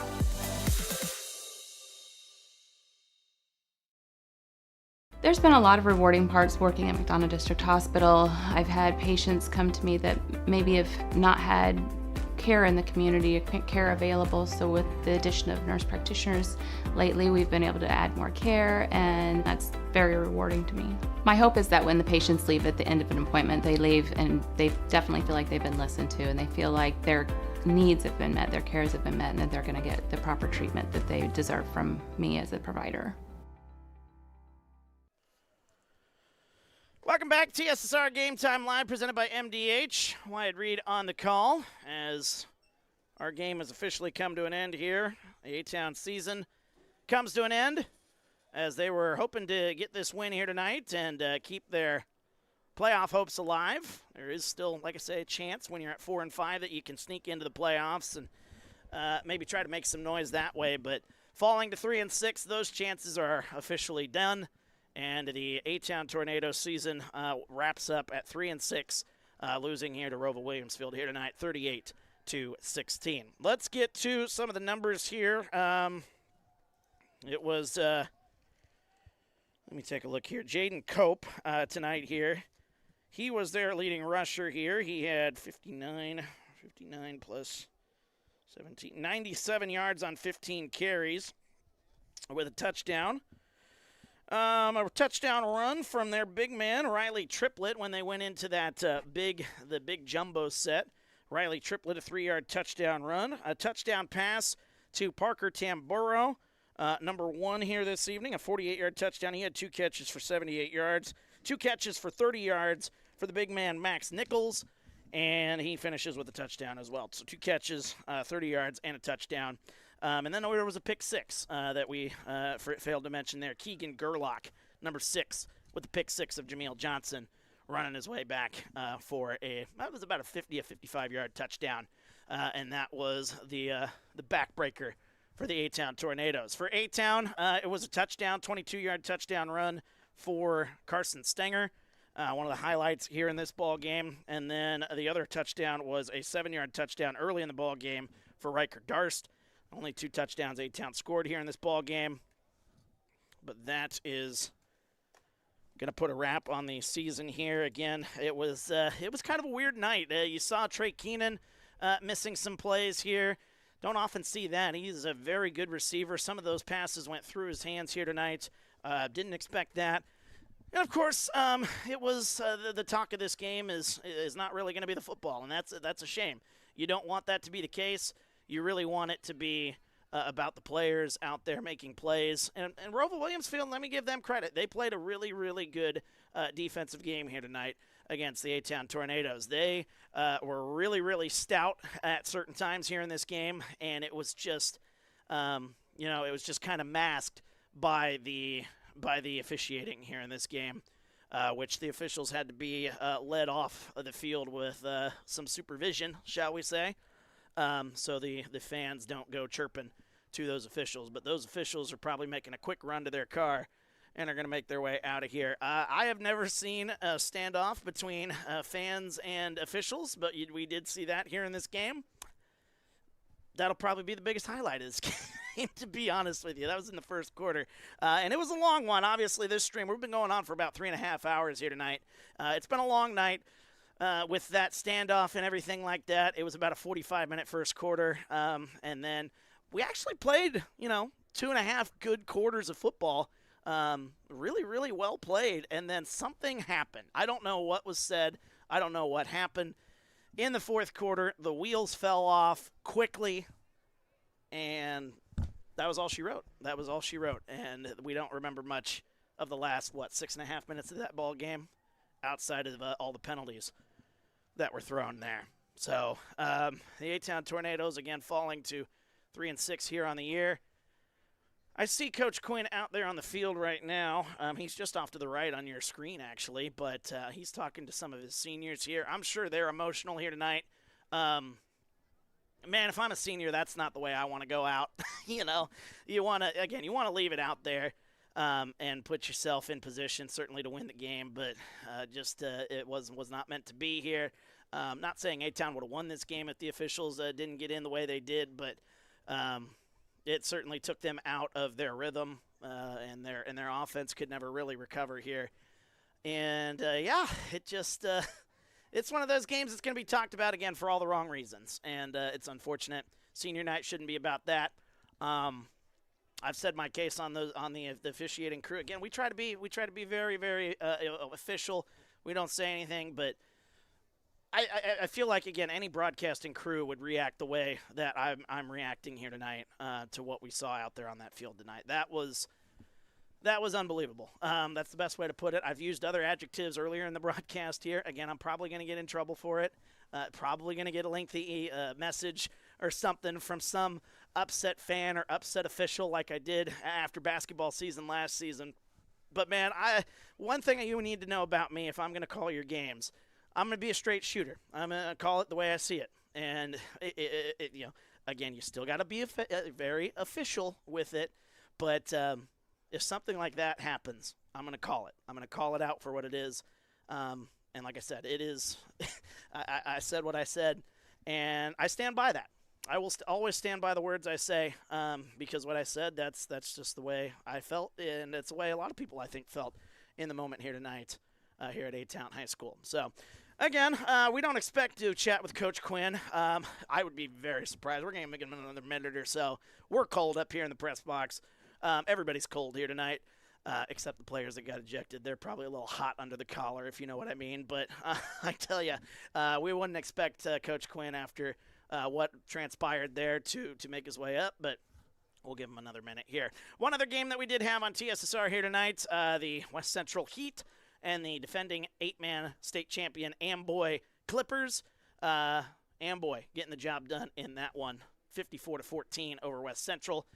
So I think that was kind of a game to see who was going to get hosting privileges, as both teams were 7-1. I would be very surprised if West Central still doesn't host a playoff game there, but I don't know how the 8-man realm is working out right now. But we'll have to wait and see on that. We'll most likely be calling some 8-man playoff games here in the weeks to come. Looking forward to doing that.